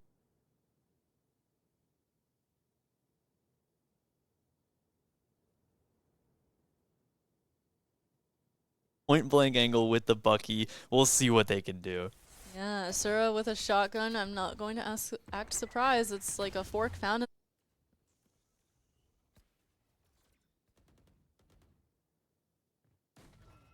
I guess. Holy moly. Asura getting the kill on Lethal. Lethal popping the Clove ult to revive. That Brim Molly going to be really big, but Squirmer going to finish up Lethal as they have to jump over the box to stay alive. Asura just Kobe Bryanting the Vandal over to his teammate to try to let Seth grab it. Boombot coming out to cover, but Seth might get found out by Nino, but no. Nino going to have to back away, reset up with their team as they're stancing up towards B. But there are 2 UCF defenders trying to come in and get this chamber out of his little hidey hole. Going to get the view, but not going to take the angle as UCF just waiting for the rest of their team to show up. Chamber already on site, getting site kind of secured for Keiser, but Morgiana taken out, or no, Morgiana takes out Asura who popped the ult. Nino taking out Frosty's. A lot of trades going on right here. Asura whiffing the satchels. They're not going to find anything. And Keiser just running with this momentum, taking out all the kills. Squirmer going to find out Morgiana, but it's still a 3v2 with the spike down. Everything in Keiser's favor right now. There goes Squirmer. It's all... Ooh, Bear going to get the kill onto Ant as well. It's all up to Nino in the 1v2. Almost whiffing there, but the defuse is coming out. Can they get the spam through the wall? Not quite going to get it, and UCF win the round. Not even going to get the trade in the end. Bear cleaning it up with an excellent round for UCF. A thrifty round for UCF, almost getting closer on evening out this score, 10-7. That's pretty close. I mean, we could see them take it back here. It's Valorant. It's anybody's game at all times. We've seen the 9-3 curse exists for a reason. You can see massive comebacks from anybody, especially these two incredibly skilled teams with all kinds of beautiful plays coming out. Keiser maybe just getting a little bit antsy in that fight. They had the numbers advantage, they had the setup advantage, and just not quite executing it well. Yeah, I don't think their offense was what needed to be done there. Morgiana going to take a little bit of trades. It's going to be intel for UCF. They know that Keiser is trying to push showers. Util getting traded out, but Austria going to have a little bit of trigger discipline, not throwing any of their Util in return. Just letting Keiser walk up a little bit. Lethal already holding close, waiting for the Brim that's been sitting in U-Haul for a lot, but not checking for the shotgun, just making sure Keiser stands up to fight this A site. Tejo chilling in Fountain, trying to, I guess, get a flank going here. Kind of a long one, or at least checking out the spawn as Sky sends out her ult. Nino getting a pick on Asura. There are bullets coming through the smokes, but not going to connect, giving away the situation. Viper ult coming out, Keiser committing to try to win this site, but Bear going to get a kill onto Lethal as the... just trades coming out. Morgiana getting Bear in return. Ray's ult coming out. UCF just running away from the RPG, but going to get the... oh, with the flick, going to take out Seth. Not managing to find the kill. 57 HP. Spike coming out. Squirmer sees a guy in showers. Frosty's with a double kill. Where did that come from? Putting UCF into a 2v2 with the Spike down. It's anybody's game. Teo ult coming out to zone in the util. Nades coming out. Potentially about to be swinging into the side, but does he know the Viper's there? Not going to see the gun, going to get taken out by Nino. All up to Squirmer, Spike down, Viper's pit online. Can they do it? Spray's going to reveal the intel. They know there's somebody in showers. Going to take the sprays, going to hit the shot, and it's all up to Squirmer. He's going to get taken out by Nino, winning the round for Keiser. I think Squirmer knew that the Viper ult is a bit annoying to deal with on site. Just ran in and just started pre-firing where he could. There's only so much you can do when you have no sightlines, but now incredibly scrappy round and followed up by another incredibly scrappy round as these buys are a little bit forced out of Keiser, pulling out double outlaws, some light shields, regen shields, and UCF just forcing Sheriff, saving their money for next round. I think that's the move for UCF in case this round goes sour. Definitely, especially with if they lose this round, it goes to match point. So they definitely want to have guns online for potentially final round of the map. But anybody's game. Also holding close with the one tap onto Lethal. That's going to be massive. Nino getting the refrag though. Nino with the second onto Bear. Just putting in work for Keiser right now. But UCF with the KO ult going to be really critical. But Morgiana with the double kill coming out of heaven. UCF not expecting it. Seth getting flashed out, getting ran down. 4 bullets in the bag, no bullets in the bag. Has to face the Rays, not going to find the kill and take it out from behind by Ants. Keiser really stepped up the game for this round, being very close, being very particular about how they played that round, where they played that round. Rays going up into heaven really took UCF by surprise when they were coming up to that fight. That play by Morgiana was beautiful, winning the round for Keiser. That double kill, especially hitting both the shots with the recoil and the scope, is evil. That gun is evil on eco rounds. It is the operator for when shields are not in play, the operator of pistol rounds. It has tormented players since it existed in a little bit of a miss there on the lineup, hitting an invisible wall, but just going to get it sent out again as Keiser prepare to try to clean up this map. Sometimes game dev is finding those weird invisible walls, but some Rays util getting traded here in shower. This time UCF entertaining the fight in showers, throwing the util out to try to stall Kaiser's advance. But Keiser playing disciplined, taking the trades, not really taking any damage out of everybody, just chilling, biding their time. They have space to work with. It's anybody's game. UCF with the Brimstone ult in rotation, so Keiser going to be looking to get them out early. They have the space and they have the time, sending some players towards B to try and see if there's any util there. UCF not having it though, starting to push a little bit more into showers to try and get some intel, but getting a little bored and backing out. Brimstone contemplating rotating in CT. Spike is going through mid here. Keiser setting up over towards B now, playing this round really slow. 40 seconds on the clock. Morgiana taking shots, still making noise on A site, baiting UCF. 3 players still there. Frost with a nice one tap onto Lethal, giving UCF the advantage that they need for this round. KO ult.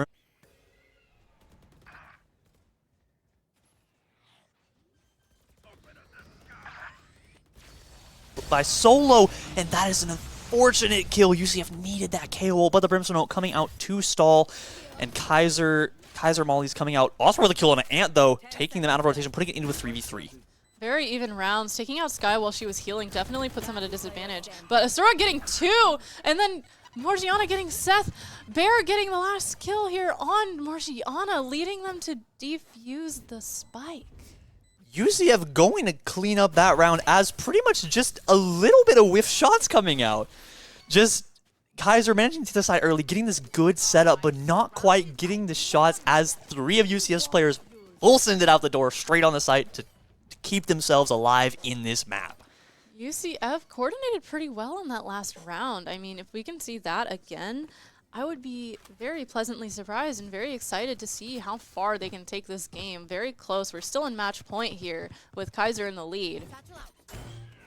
Unfortunately, UCF, apologies, are on a little bit of a force buy here, just pulling out SMGs, but that's gonna be the Razor coming out fast, gonna get taken out, but gets the trade, getting the rocket out in time, taking the chamber ult out. So ult for ult, putting it into an even game with the KO ultimate still online.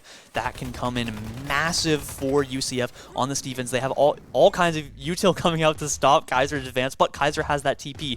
And Frost with another kill with the...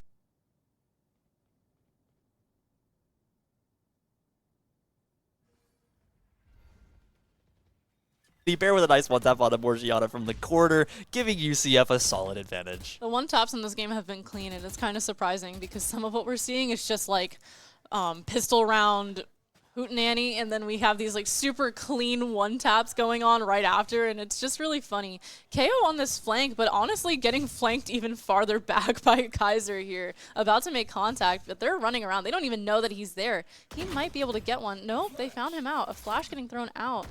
Squirmer just trying to escape with his life, keep it into the nice 4v2. You want to take these trades with your teammates so that they can at least get the refrags. Lethal trying to come in here, make some plays, but there's a there's a Teo coming from heaven, and Nino going to whiff the shots even as UCF had 3 people on the angle, so not much to do there. UCF with a very clean round and KO ult still in rotation.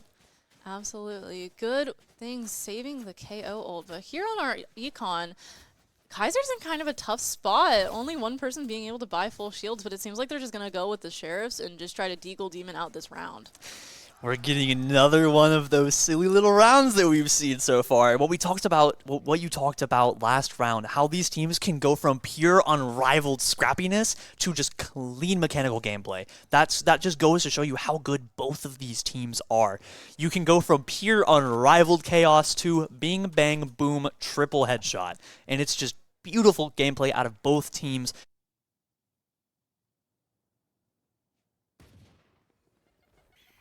About an eye out for here. A lot of util getting thrown out a window immediately. Frosty's getting the pick on 2, but then getting traded out by Lethal. There, Bear in this corner getting so much value, seeing all of Kaiser's entries, feeding the intelligence, and also just cleaning up the kill onto Nino. Very smooth round for UCF, especially with Bear uncontested in that corner. Seeing all of Kaiser's attackers running out, feeding that intel into their chamber to be like, hey, there's a race here. Drop him, boss. Throw some rocks over there, yeah. It seems that Keiser kind of rebalanced their econ here. Being able to actually buy guns this round might be what turns the tides in their favor to finish this game up.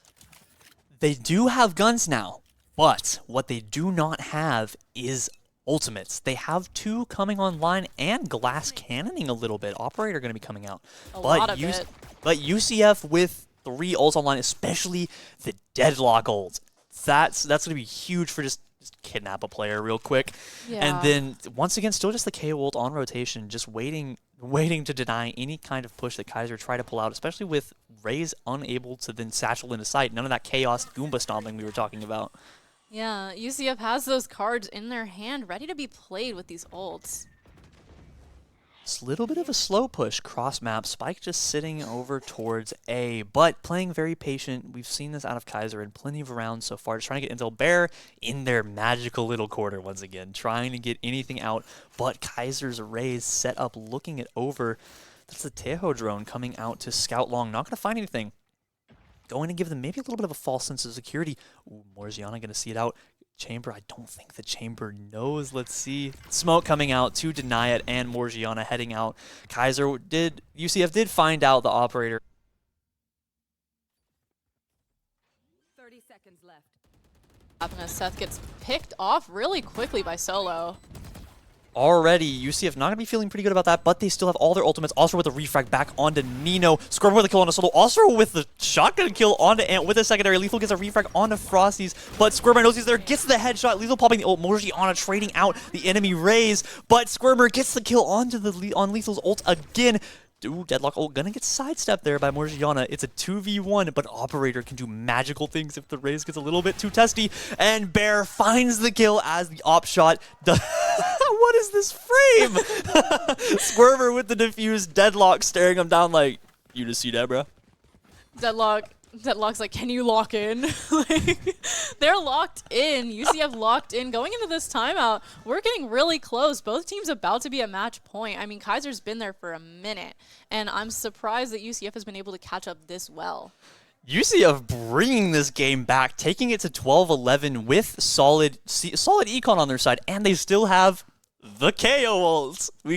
I want to see that come out and just deny a little bit of the push coming out of Keiser. Once you pop that ult, no more smokes, no more mollies, no more flashes. You can't throw your rays in there, bing, bang, boom, and just kind of chills the fight out a little bit. Lets you control the tempo of the fight and kind of stall out the advantage. Just put it into a straight, just mechanical fight between the two teams, which it's anybody's game. We've seen beautiful plays out of every player here. Yeah, UCF really locked in on defense. With this map being their pick, that makes sense. I feel that Bind is an easy map to prepare on defense rather than on offense, because attack is just kind of one of those things that's so variable in each game. Even if you're doing scrims, even if you're doing practices, it's kind of hard to keep up with. That's part of where the team's IGLs come in. So just trying to get the predictions on the enemy team, what they're planning to do, how they're setting up. We see a lot of that back and forth coming out of all of these tac shooters, like what you see in Valorant, you see in CS, you see in Siege. It's all a lot of pressure on the IGL to get these hard reads, and Keiser seemed to have a good one here as they're full stacked over towards B, only getting met with the Tejo and the Deadlock. Deadlock ready at window here, throwing utility in to try and stall out the push from Keiser. But Keiser biding their time. Ultimate's coming out. That's going to be intel coming out from the Sky ult. Lots of stuff coming out. Bear taking out Solo. That's going to be huge. Can they get another? Going to get taken out by Morgiana with the 180 flick. All kinds of spam coming out. But Seth taking a kill onto Nino. KO ult pop. Lethal taking out Seth. Completely scrappy on the side. Squirmer getting lethal. Osra finding Ant. Putting it into a 3v1. And UCF evening up the score. 12-12. Putting us into overtime. A crazy comeback for UCF. I mean, the first half was really hard for them, but they came back. They are ready to fight for this game, for this win. As we come into this overtime, everybody getting their rifles, just a phantom on each team. Going to be interested to see what UCF trying out there on the offense side. Their offense wasn't the strongest. They're playing substantially better on defense, or it could be the other way around, where Keiser felt a lot better on the defense. They're not playing as aggressively on offense. So let's see. Let's see if they keep up the aggressive tempo on this defense that they did earlier in the map. Yeah, we will have to see. It seems like Kaiser's Rays is ready to push up. Morgiana playing pretty far up here compared to the rest of the team. That's gonna be intel though. Bullets coming out, giving UCF this information. We saw the Rays pull the shorty out there for a second, ready for anything but Morgiana walking up solo with the kill. All kinds of trades coming out, putting UCF into the 2v3 already. All up to the KO and the Deadlock. Anybody's game right now, but Keiser are coming to match on the site. This Viper util going to be really hard to stall out, but UCF might have the read through the teleporter, but Keiser's Viper coming up from behind right now. And that's Ant with the headshot onto Squirmer, leaving it all up to Bear. They found out the Viper, but there's players on all sides closing in. Dog coming out. Not going to find him, though. Not going to clear U-Haul. As Ant just walking up a little bit close now, as we're about to get contact. Are they going to meet? Going to have the placement in the wrong area, and Ant going to take a clean kill, cleaning up this round for Keiser. Not 1,000,000% sure what Bear was looking at here, but we're switching back to where we saw the tides really turn and everything really changed the dynamics here. UCF over on the defense now, where they pulled out a massive performance earlier in this game. Let's see if Keiser swap up the offense a little bit. They were kind of getting beat down a little, and they could clean it up right here if they change up the strategy and run it down. They have all the info that they need on how UCF has been playing this defense, as UCF setup is pretty much exactly the same. And Keiser matching pretty similarly to how they've done before with this slow split push across the map, just biding their time and just finding out the enemy. Contact about to be made with this Skydog walking up to Deadlock, getting shot out, which tells him someone's holding pretty close. Not matching anything. Morgiana swinging out, going to find a little bit of damage. Bear just not taking shots. Nino getting the kill onto Squirmer. Keiser already in the 5v3. Morgiana down health, but UCF potentially for anything. I think that Frost knows, but he doesn't have the orbital strikes to try to take anybody out. TP going to get taken. Boom, going to fight out Frost. Going to get taken out, though. Not going to take the damage. Lethal finding Osura, giving Keiser a massive advantage, trying to clean up this map right here, right now, with 50 seconds on the clock. Running out on the side to get the spike down. A bit of a slow play for UCF to come to this defense, but Keiser with all 5 planting on site, getting sight. Teho's drone trying to get some information, but getting a little bit. It's all up to Seth. It's all up to Frost. And Morgiana gets taken out by Seth. It's all up to Frost here in the 1v5. Gonna find 1 kill onto Morgiana. Knows where Lethal is, but he's getting swung out from behind. He gets taken out by Lethal from behind. Winning the map for Keiser, 14-12. A beautiful performance by UCF, but not quite managing to clean it up. So close. Both teams, both schools had their hands on that win. They were ready to rip it out from each other, playing a game of tug-of-war as the sides changed. But Keiser overall able to take this one. Very good map, very amazing plays out of both teams, and that was UCF's map pick, though. They managed to bring it back almost so close in the end there, but now they're having to go into Keiser's turf on this next map as we take it into Ascent. So we'll see how Keiser plays this. They're probably going to be solidly prepared on this. But right now, as we wait into this next map, we're going to go to our analysts to see what they have to say about that beautiful map.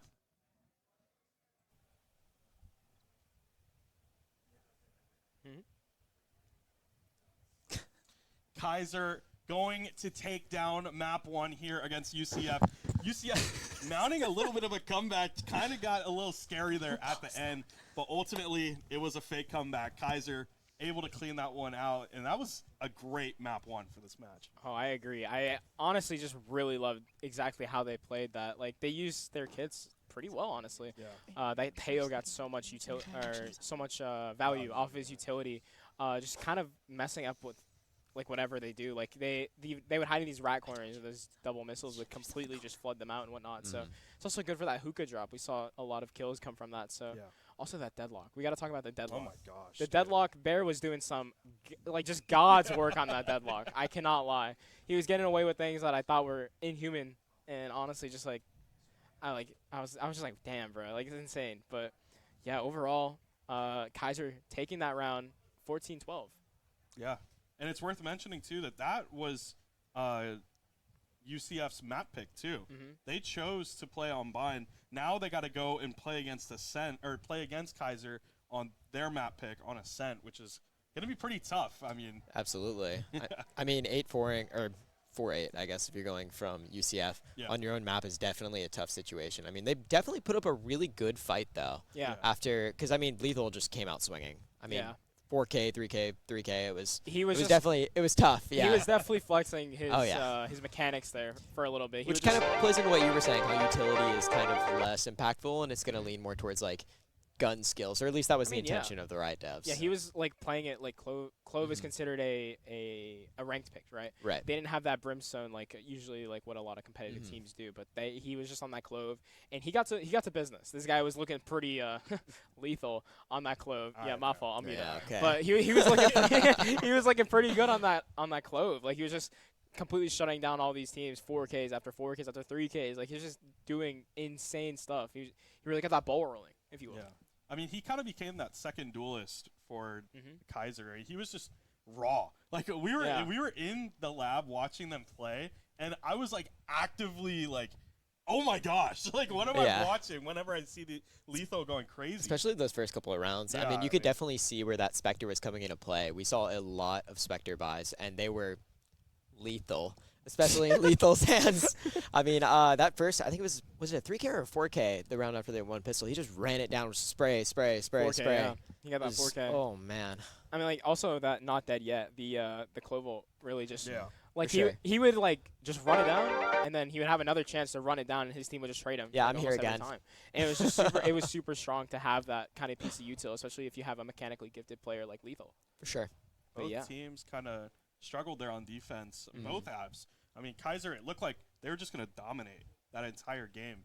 But then they got on their defensive half, and UCF kind of, if UCF got a few more rounds when they were on defense, this could be a completely different series. UCF could have easily taken that game 1. Yeah. I mean, UCF put an outstanding fight. Having come from that, like, those first couple of rounds where they were just getting, like, slammed by, like, one player, that can be really defeating and really mess with your mental and hurt your performance. But UCF managed to, like, pull it together. I think they took a TO and they managed to, like, play off that TO utility, coordinate, and, like, keep it together. You know what I mean? And I think that's why they ended up going 14-12 and making it as close as they did. Yeah. I mean, we got to catch a little bit of a glimpse, too, into UF FIU. Oh, my God. That was God. a gnarly game. I'm not going to lie. Oh, my God. It didn't matter which game we picked to be on stream. It was going to be It would have been a good one. Oh, yeah. No matter what. UF went down 9-3. Yeah, they were 3-9, yeah. I heard a little whisper. Someone said the 9-3 curse. That was you. It was you. You said it actually in front of them. So I may have said the 9-3 curse. And then right in front of the teams. And then FIU won only one round the rest of the game. Yeah. UF took that down 13-10 after being down 3-9, which is insane. Like, that's actually crazy. Yeah. I mean, UF's Amum just, like, hit that clip with the Phantom. I know you guys didn't get to see it, but he dropped nearly won a 1v4. It was insane, just living rent-free with those Phantom buffs. Unfortunately, he did get caught out by the last player, but after that, it was just UF just pulled it up. It's not money. Yeah. that probably, I mean, that may have gotten in FIU's head. Who's to say? I don't know. But definitely a tough situation for them. Yeah, I mean, honestly, overall, it was just like just sitting there. The vibes are electric, right? Oh yeah. The FIU team, they have their friends there, they have their families, all that jazz. So the energy's there. You have UF. They're just like solidly bonded. They're a great team. They have great chemistry. They're all so nice. Yeah, dude, I love. I was talking with them after. They're I love so them sweet. much. Yeah, they're very nice people. And like UCF and Keiser, they're just like, these guys are stone cold killers, right? I went up to UCF. I was like, all right, you guys, honestly, unironically, you guys know this. You guys are a bit of the underdog here. Like, I need you all to yell. Lock right? in. They started yelling and stuff like that. They got that energy going, and honestly, they almost got that comeback. So I can't wait to see how they kind of pull through with these next couple of rounds, or this next map coming up. Yeah.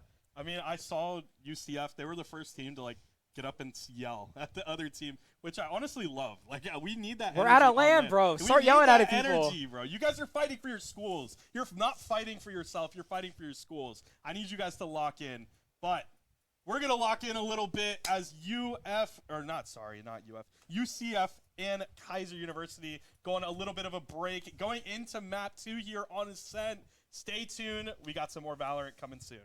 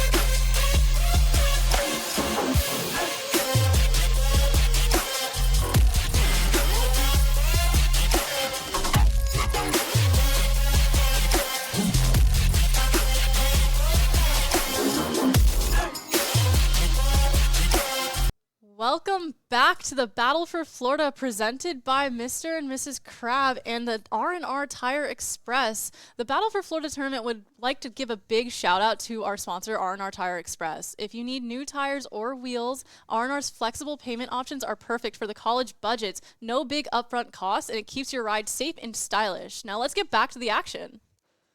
Bring it into this map 2, coming over to Ascent. Keiser's map pick. So they won UCF's map pick, and now we're bringing it into their turf. So might see a little bit of a tempo increase coming out of them, as they were really disciplined on their offense. We saw them playing really fast on their defense, just running it straight out, getting those kills, getting those trades, putting it into an even ground but down player, so they felt more comfortable about it. But now on their map pick, I'm interested to see if they're going to change it up a little bit, as we have an entirely new character roster coming out of both teams. Here we have Keiser and UCF both running Vise, but Keiser is running Vise, Omen, Yoru, Sova, and Waylay, while UCF is running Sova, Omen, Jet, Sage, and Vise. These are very similar comps in some extent. I mean, they have a lot of overlap in heroes, or agents, sorry. And, I mean, Waylay and Jet are quite similar in at least their mobility, so it seems like they've got kind of the same idea going in here. A little bit of the difference with the Sova for Keiser. That the reveal dart going to be really handy for them coming out, just to get the intel over on the B side primarily is where it plays, and down mid, as it's already coming out. Smokes dropping from the Omen, contact mid, very scrappy, but Nino gets a kill onto Osra cross map, Solo with a kill on the Frost, Solo with another kill onto Seth, giving UCF a massive lead already. UCF taking this lead, putting Keiser into a 2v5 very fast. These pistol rounds, we saw it last time, they get very scrappy, they get very quick. They want to go in, they want to get those kills as fast as possible. UCF heading towards B with their full roster available here. Keiser not really set up to match. All they have is the intel to tell them where UCF are playing, but they could probably already assume that Morgiana on an evil little angle here with the Sage Wall. That's diabolical. I'm hoping to see some of that come out, but Bear managing to get the kill onto Lethal, putting in a little bit more, trying to balance out the game, but Morgiana on this angle, going to see Bear's not prepared for it, but going to take a little bit of damage in return. No kills coming out, but Nino holding Bear back. 5 HP Solo with the kill on the Squirber. It's all up to 5 HP Bear in the 1v4, but not going to find anything, as Ant takes them out and cleans up round 1 for Keiser. Let's talk about that Sage Wall. Haven't seen one of those in a good minute, but they are very strong, especially on this map. I feel like Ascent is one of the candidates for very strong Sage gameplay, especially with these walls. And Vise as well having a wall means that Sage doesn't have to save her walls to use just solely for defense. Definitely, they can get really aggressive with the Sage Wall plays, with all of Vi's util to cut off sights. And just the usual Omen smokes, Jet smokes, Sova shock darts to zone. Plenty of utility options for Keiser. Same on the side of UCF. They didn't really get much value out of the Waylay yet. Playing aggressive out B here, just trying to get a little cross. Waiting for Keiser's push, but they're coming up uncontested through mid. Mid take for Keiser is a big one. It allows them to get around and kind of take UCF off guard on B site over here. A site being completely held, and it seems that Sova and Omen are pushing Catwalk here. 2 fights going down in mid, trading out Lethal. Morgiana getting the pick on Bear, taking both Vises out of this fight. A 3v4 for UCF versus Keiser. Nice Sage Wall there, coming to cut off the defense, but Osra can jump up on it. I don't think they're expecting it. Going to take the kill onto Solo, finds out the Sage. Maybe going to recontest it, but Morgiana just backing off, playing a little patient, waiting for the rest of team to get here as UCF flooding back on the flank through mid. Sage maybe about to get found out here as Keiser walk onto site. Sage hiding here, getting into spawn territory here, going to back up, hiding in this smoke until it goes out. Good intel. They're not going to take the shots, though. Nino finding a kill onto Osra on site, but Seth going to clean out Morgiana, and Frost with a nice one-tap onto Nino. It's all up to Ant. Can they get it? Missing a little bit of shots. There's one on each side. Still going to get the one onto Frost. Can they clean it up on Seth? 1 bullet in the chamber. 1 bullet is all you need, but the Omen wrapping around the left. Going to get the kill and winning the round for Keiser. Insane Russian roulette from Ant with this 1 bullet left, just playing it very safely yet risky at the same time. Watching that kind of on the edge of my seat here. I was a little bit worried there for a second as Morgiana deciding to not take the shot on the revealed Omen. The Marshal even through the wall, still would have done a good chunk of damage, potentially kill, and getting then traded out in return for it. But Keiser Ant managing to clean the round up heftily, giving us a little bit of action, a little bit of energy there. Always love to see that one bullet in the chamber is all it takes. Keiser definitely is very prepared for this map. It is their pick. They just seem very ready. Here we go. Bear peeking in, trying to meet up with Lethal the Vise 1v1. Lethal already playing super aggro in previous rounds. Also getting a kill onto Morgiana. Lethal finding the kill onto Bear as Bear looking away. Solo with the kill onto Seth. Lethal getting another onto Osira, giving Keiser an early 4v2. Already feeling pretty good about this full rotate off the A side. Lethal with the 3K taking out Frost and clearing out B for the spike to come down. As Squirmer wrapping back through mid to try to find anything. Gonna miss the Yuto. Can they get the kill on Ant? And Ant gonna take them out with the Sheriff. Yeah, 1v4 with a full minute left is a rough place to be stuck in, you know, especially when Keiser doesn't even need to plant yet. I mean, just taking everyone out so early. That was just a beautiful play, beautiful rotation by Keiser. Instantly seeing a little bit of action and just going, we'll wrap it to B. We cleared out the site. Free plant. Shrug. Very clean round, and then good kills off the mid. The Whaley util made a little bit of a whiff there. Not going to stun out the Omen, and going to get traded in return for it. UCF on a force buy, pulling out the Sheriffs just to make sure that they have the eco for next round. Sova putting the dart in mid, trying to get some info, but not too much to find out in mid just yet. Not anyone peeking out. Jet making their way up mid. Sova going down catwalk, trying to play it safe, but also trying to get that push through. So with Ascent, this map, the mid control is massive. Speaking of the Devil, Lethal with a kill onto Bear. Over on B side, actually, Waylay with the recall pretty much just coming out a little bit of intel coming from the Sova dart, a little bit of trades over on B. Just playing it slow, running up through this mid control. Huge Nino with the kill on the Frost. Lethal with a kill onto Osira. Keiser in the 4v2 already with a free B site. Yeah, about to meet up in CT here. A little bit of trade. Seth going to find the kill onto Nino. Solo with the refrag. Solo with both. Winning the round heftily for Keiser. Just very clean fights all around. Just very smooth round coming out. 4-0 with Keiser in the lead. This map pick for them is really strong, and I mean, we already knew that Keiser's attack, their offense is strong. We saw it in the last game, and I think they were very much ready to take both attack and possibly we're going to see them on defense soon enough. I mean, we're already in round 5 here. I think part of why Keiser are getting these rounds so pretty cleanly, like very execution styled, smooth, clean, and effective. Their decision making and the rotations and IGLing is just immaculate right now. And UCF doesn't really have the time to respond because by the time they're prepping to response, Kaiser's already there. Yeah, Kaiser's just ready for anything that UCF could throw at them on this map. I mean, we see 2 on B, 3 on A. Waylay pushing into tree, trying to meet up with Jet and Sova here. It definitely also doesn't have... Oh, already getting a little bit of context from her, taking out Solo. UCF going to be feeling really good about that. The recall getting the free exit there. Lots of sprays coming out. The ping onto Lethal. Potentially going to take some damage through this, but no wall bangs available for the Keiser players through that wall. The funny little Odin spot, but no Odins online.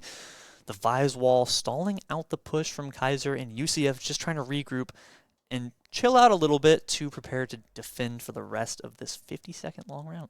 4-5 here on Keiser to UCF.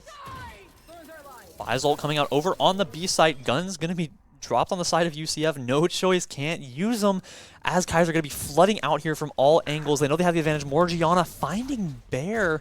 Frost with a refrag on the Morgiana. Lethal gets 2, gets traded out by Squirmer. Frost taking out Ant, putting it into a 2v1. It's all up to Nino here to win the round for Keiser as UCF pull it back, and Squirmer gets the kill through the wall, winning the round for UCF despite the Vise ult. A good round for UCF countering that Vise ult. I mean, we see, like, you know, when a dog is backed into a corner, it's going to bite.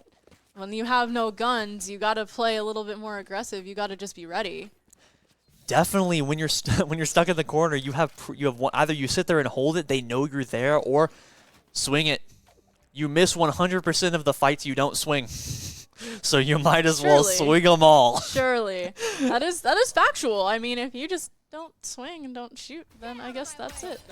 Shock darts going straight in. Wow, a lot of util getting thrown out early in this round. Just stalling out the B site push from Keiser. Lots of utility getting used to stall it. Not going to find anything, though. Jet being forced to use a little bit of the updrafts, a little bit of the dashes, all of Sova's utility pretty well. Actually, not. He actually didn't use that much. Getting thrown out over here as Keiser, once again, with these really efficient plays, rotating all the way over to A immediately. Yeah, 3 ults online for Keiser for them to use on this attack here. And UCF kind of almost matching. They've got 2 ults ready to go.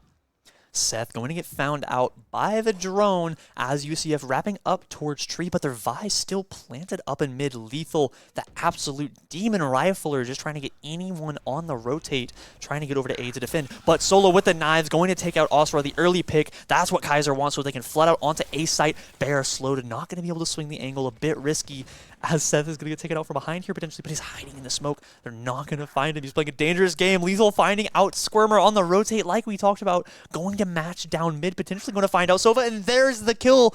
Lethal finding Frost, still just anchoring this mid so hard as the plant goes down. 2 in hell here, trying to play just for spike, just for defuse, hiding. Vise, and these 2 Vises are having 1v1s almost all the time. Omen on the flank here from UCF, going up to site, but Jet's ready for him. Bear and Lethal making the contact, but Lethal just going to hit the shots a little bit better, and Solo finds out Seth on the side at the same time.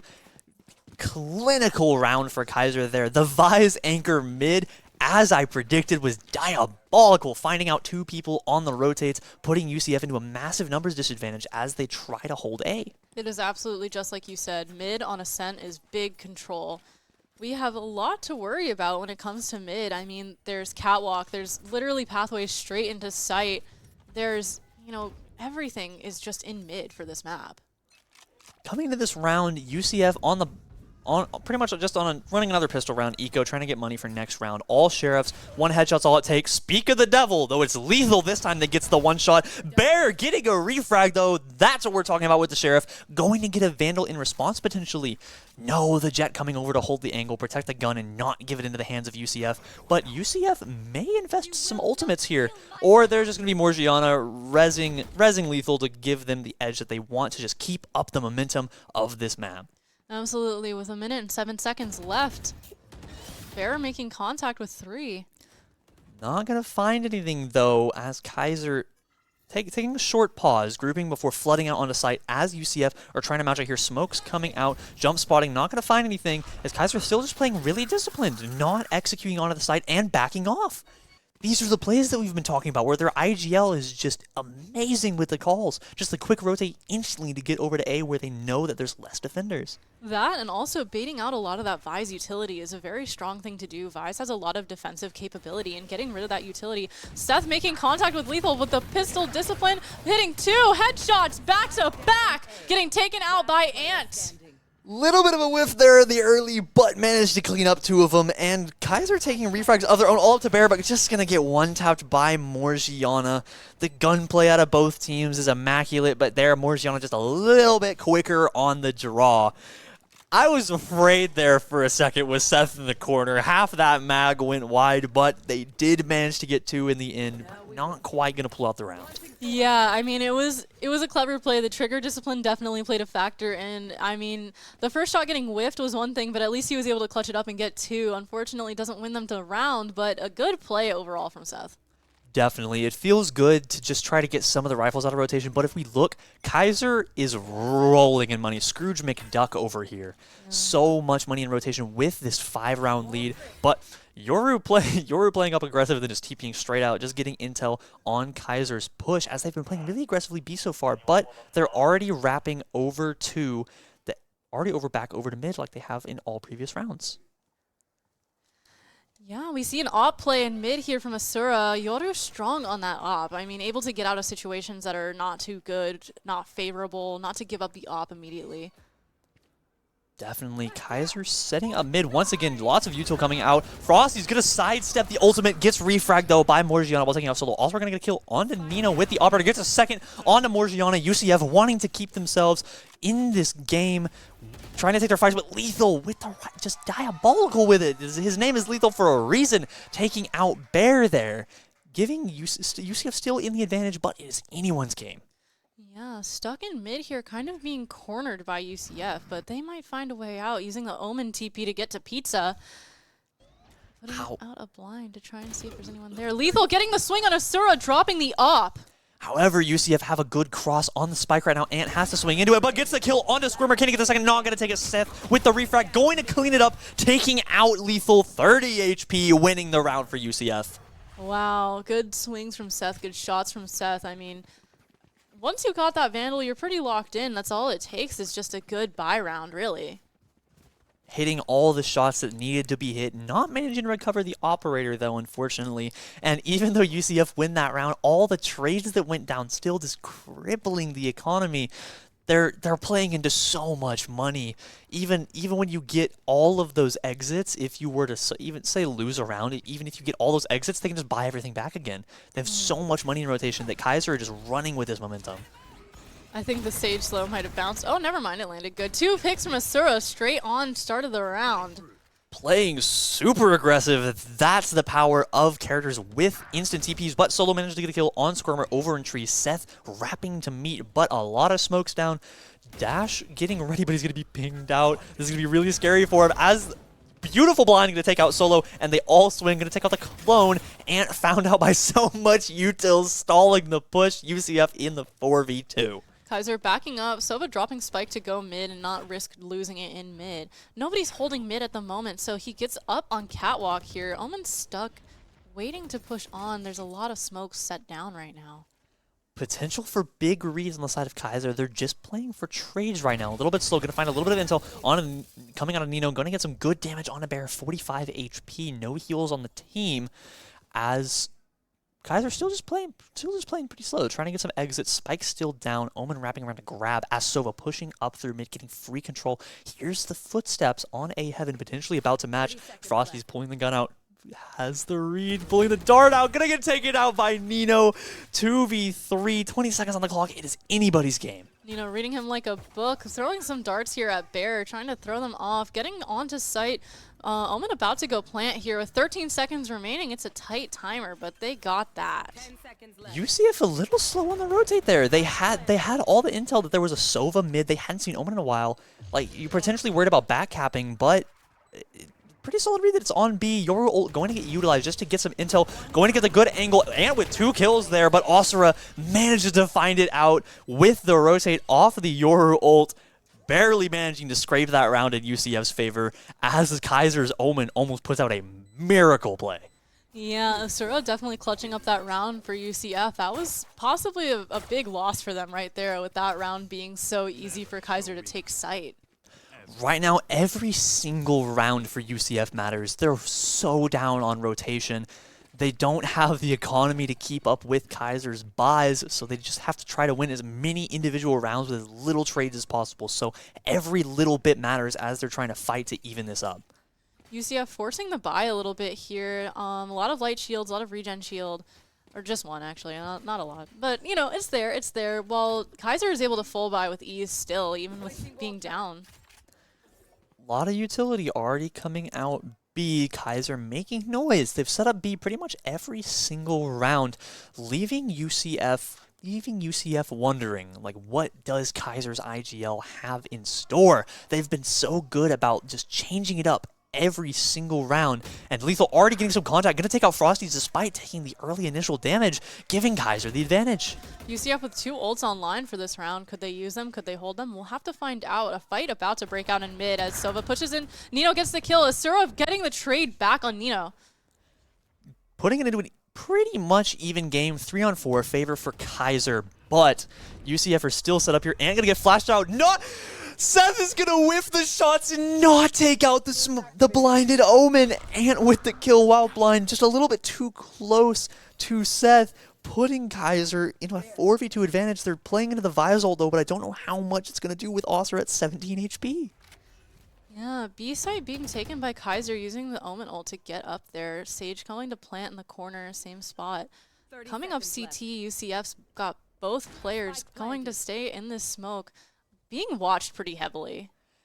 Lethal set up on the angle, ready, but looking away, going to get taken out by Bear. That's some Valorant timing right there, ladies and gentlemen. Solo with a kill onto Bear through the smoke, I believe, maybe through that off angle, but Oscar 17 HP running away from the shotgun, very afraid, not going to be able to do anything to that, maybe trying to get some exits, but would, especially with how bad the economy is right now, definitely probably just trying to save this gun, but the Omen and Jet are running them down.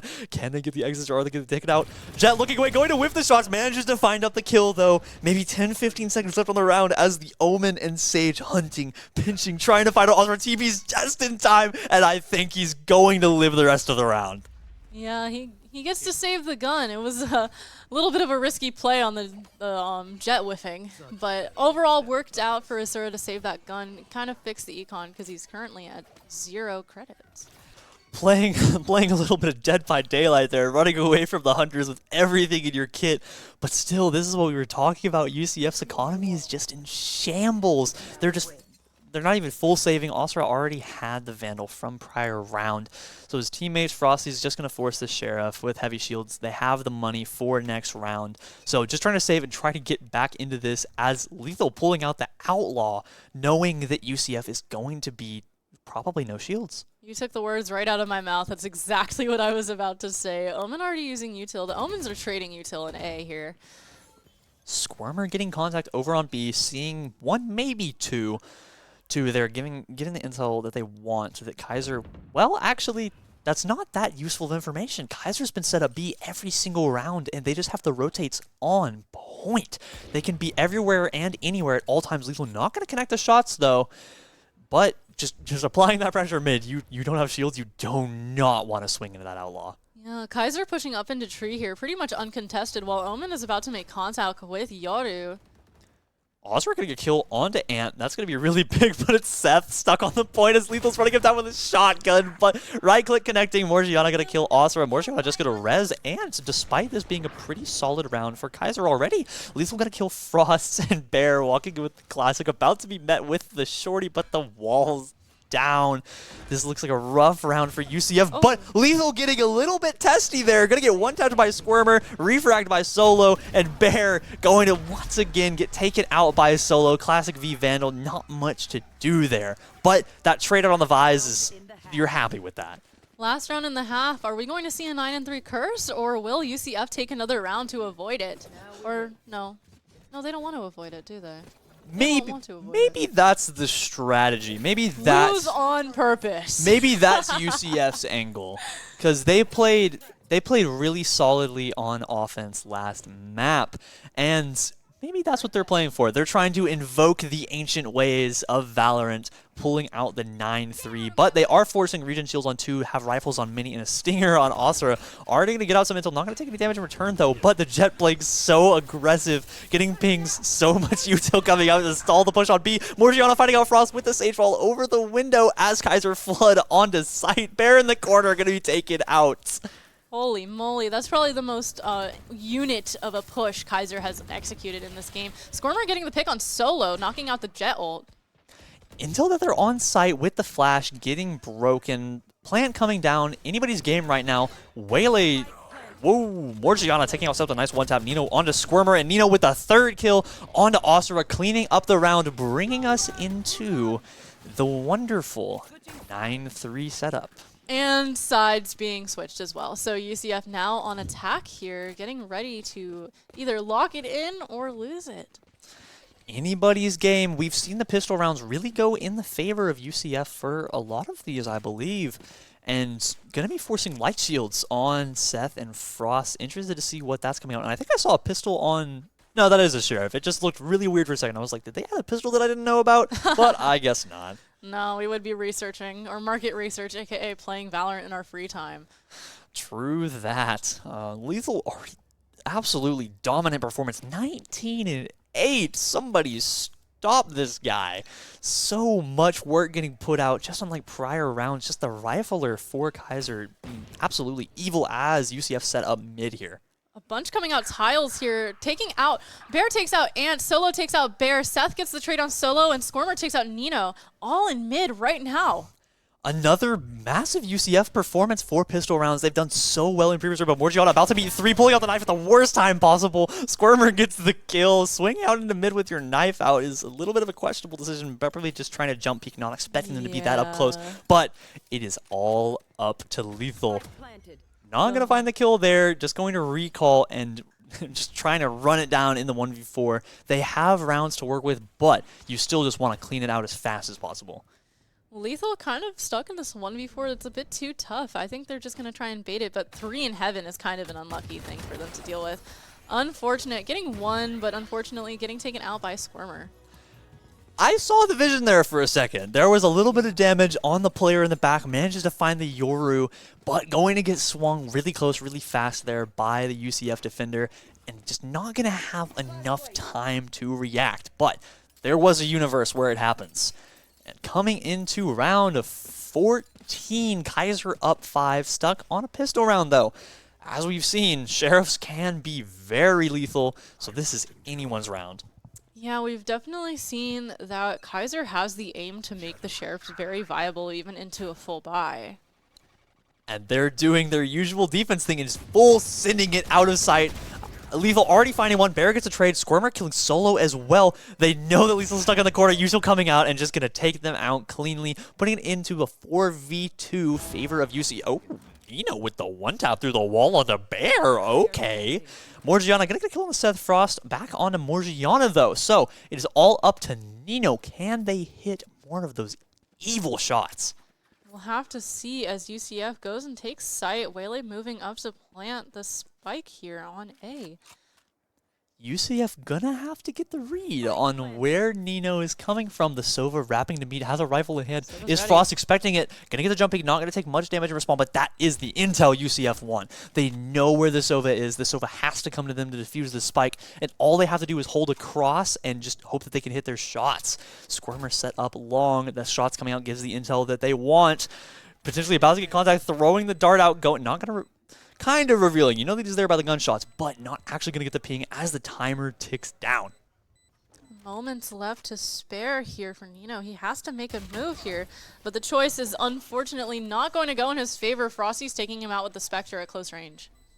Just the little cross there by both defenders. Not much to swing into unless you just walk in and just dink, dink, like 180 flick. It's really difficult to do that in the 1v2, especially when the timer's ticking down. Like, even if they killed both players, I don't think they had time to defuse. Yeah, for sure. That cross-section makes it kind of impossible to push up. You're kind of stuck just waiting out to get more information, but with the time ticking and the bomb about to go off, you just kind of run out of options. Now in this round, both teams pretty similar economy. Some of the players missing a little bit, but I think we're having a little bit of tech issues from one side, so we're going into pause right now. So, pretty dominant performance by Keiser so far. They only have a 4-round lead, but all of the rounds that they've won have been Substantial? clinical. Yeah. Yeah, just dismantling UCF. Yeah, for sure. I mean, this is their map pick. We knew that they were going to be ready for this, but seeing how dominant they are in some of these maps and some of these rounds, it's kind of...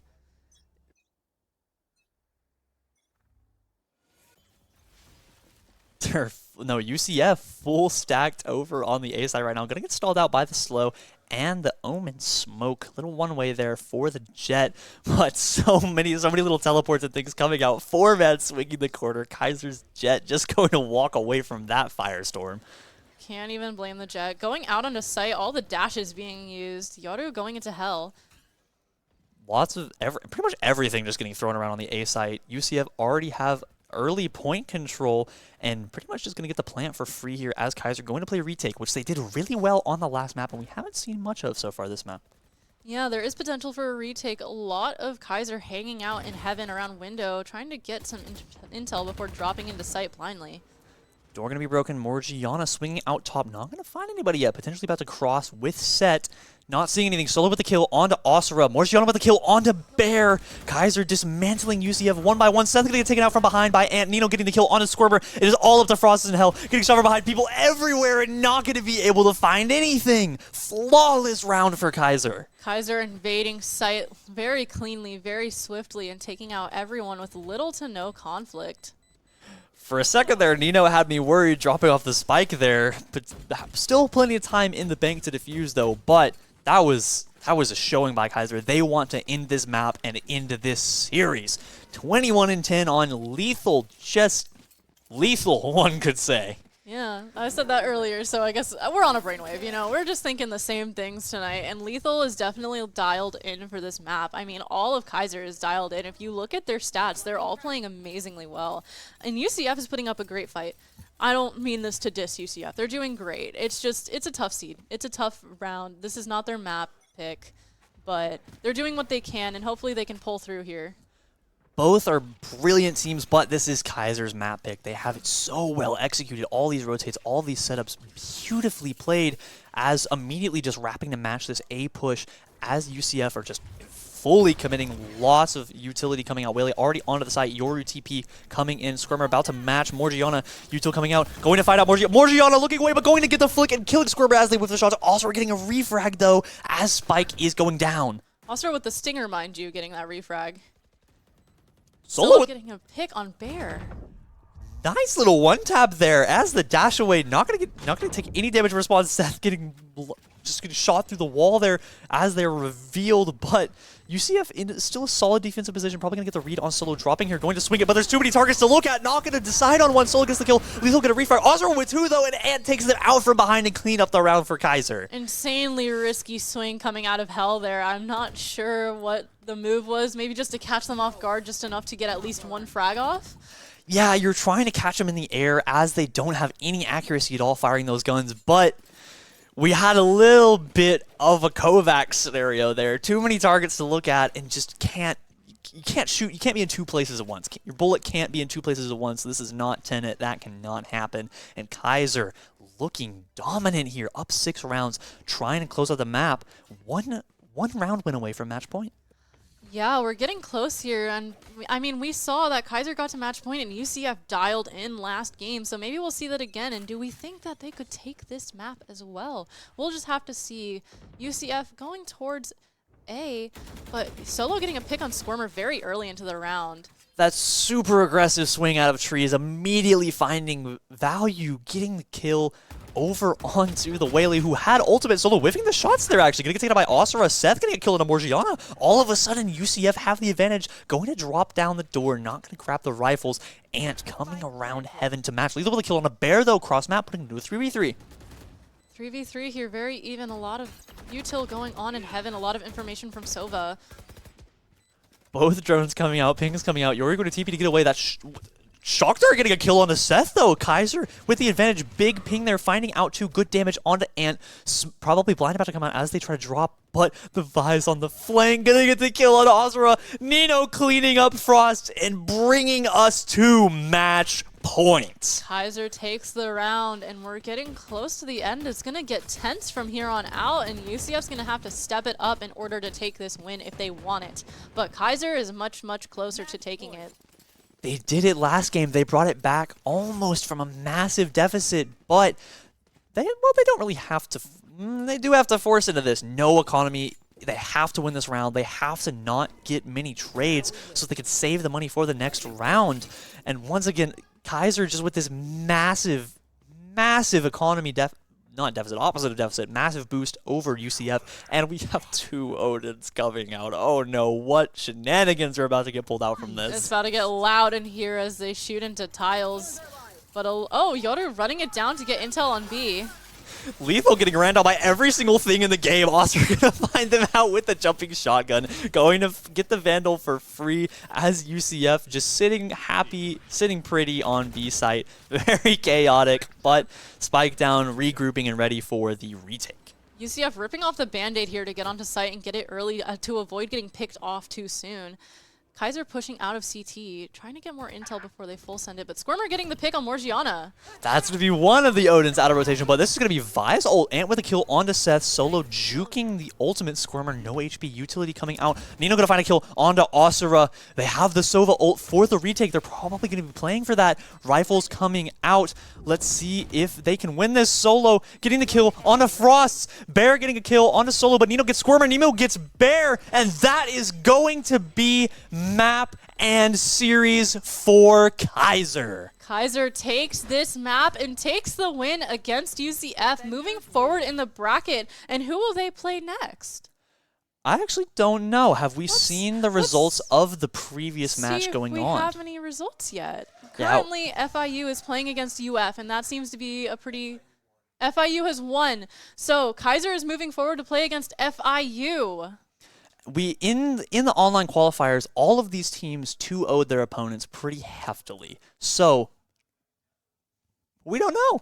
We don't know how that's going to go, as we haven't seen those other teams play. They weren't on stream, so that's going to be fun to see tomorrow as we come into it. And right now, we're excited to see y'all back tomorrow. But for now, we're going to go over to our analysts to see what they have to say about that dominant performance out of Keiser. Day one of LAN and the second sweep here for Keiser. They found their first sweep in open qualifiers, and they're able to get business done here in round one against UCF. They got to be feeling pretty good. I mean, yeah, of course. You saw. I mean, they were just looking great, honestly. Like, Kaiser's ability to completely take over the game was just like unparalleled. Like that stage had so much like value with cutting off these angles, especially on that defense, on that attack, and everything. It's just so impactful. Yeah, I mean, Lethal, the man of the game. Like, it's so hard not to say his name. This guy was just anyway. It didn't care who you were. It doesn't matter who you are. If he peeked you, you were dead. Like you would die multiple times. You just swing in and he's collecting. Yeah. I mean, he just looks so raw. But Keiser improving to the upper final, one match away from the championship Sunday. Looking forward to that. UCF going to fall into the losers bracket now. FIU versus UF, we caught a little bit of the game, and UF lost map 2. So FIU forced to map 3, and FIU came out on top, looking super dominant there at the end. Yeah. That Haven map was definitely a lot more dominant from FIU. I heard a bit of trash talk, too, from them. I'm not going to lie. It was getting heated on the floor. Hex for FIU, bro, she was getting hyped. Like she was getting out of her seat, yelling at the UF team, dancing Dino too for FIU. Like this guy, I'm pretty sure I heard him say like this voice line. He was like, "Who shot my body? Who shot my body?" You know what the best part is? They opened that game too. Like I was walking past the teams, they're like, "I love you, no, I love you more," and then they get into game 3 and they're like, "Nah, you're dead, buddy. I'm tired of you. That's it." I we also heard the Keiser head coach. Too. No, that guy was so funny. That guy was so funny, bro. Mouse wanted to shoot, by the way. Just mid-round. He said, I wouldn't swing that, actually. Do we need a tech pause? Oh, so we got our future matchups here for Valorant. FIU are going to be taking on Keiser University. One of those teams will be in the final match on Championship Sunday. The other team will wait for their winner out of UF versus UCF. So that's going to be a pretty good match, too. We had a lot of good showings today for Valorant. Just overall a great outing for both teams. Yeah, absolutely. Yeah, of course. All right, well, that's going to be it for day one of Battle for Florida. So much Valorant, so much good content. All 4 teams just having an amazing day. Thank you all for tuning in. Tune in tomorrow. We got some Smash and Rocket League coming on for you, and I'm looking forward to seeing you there.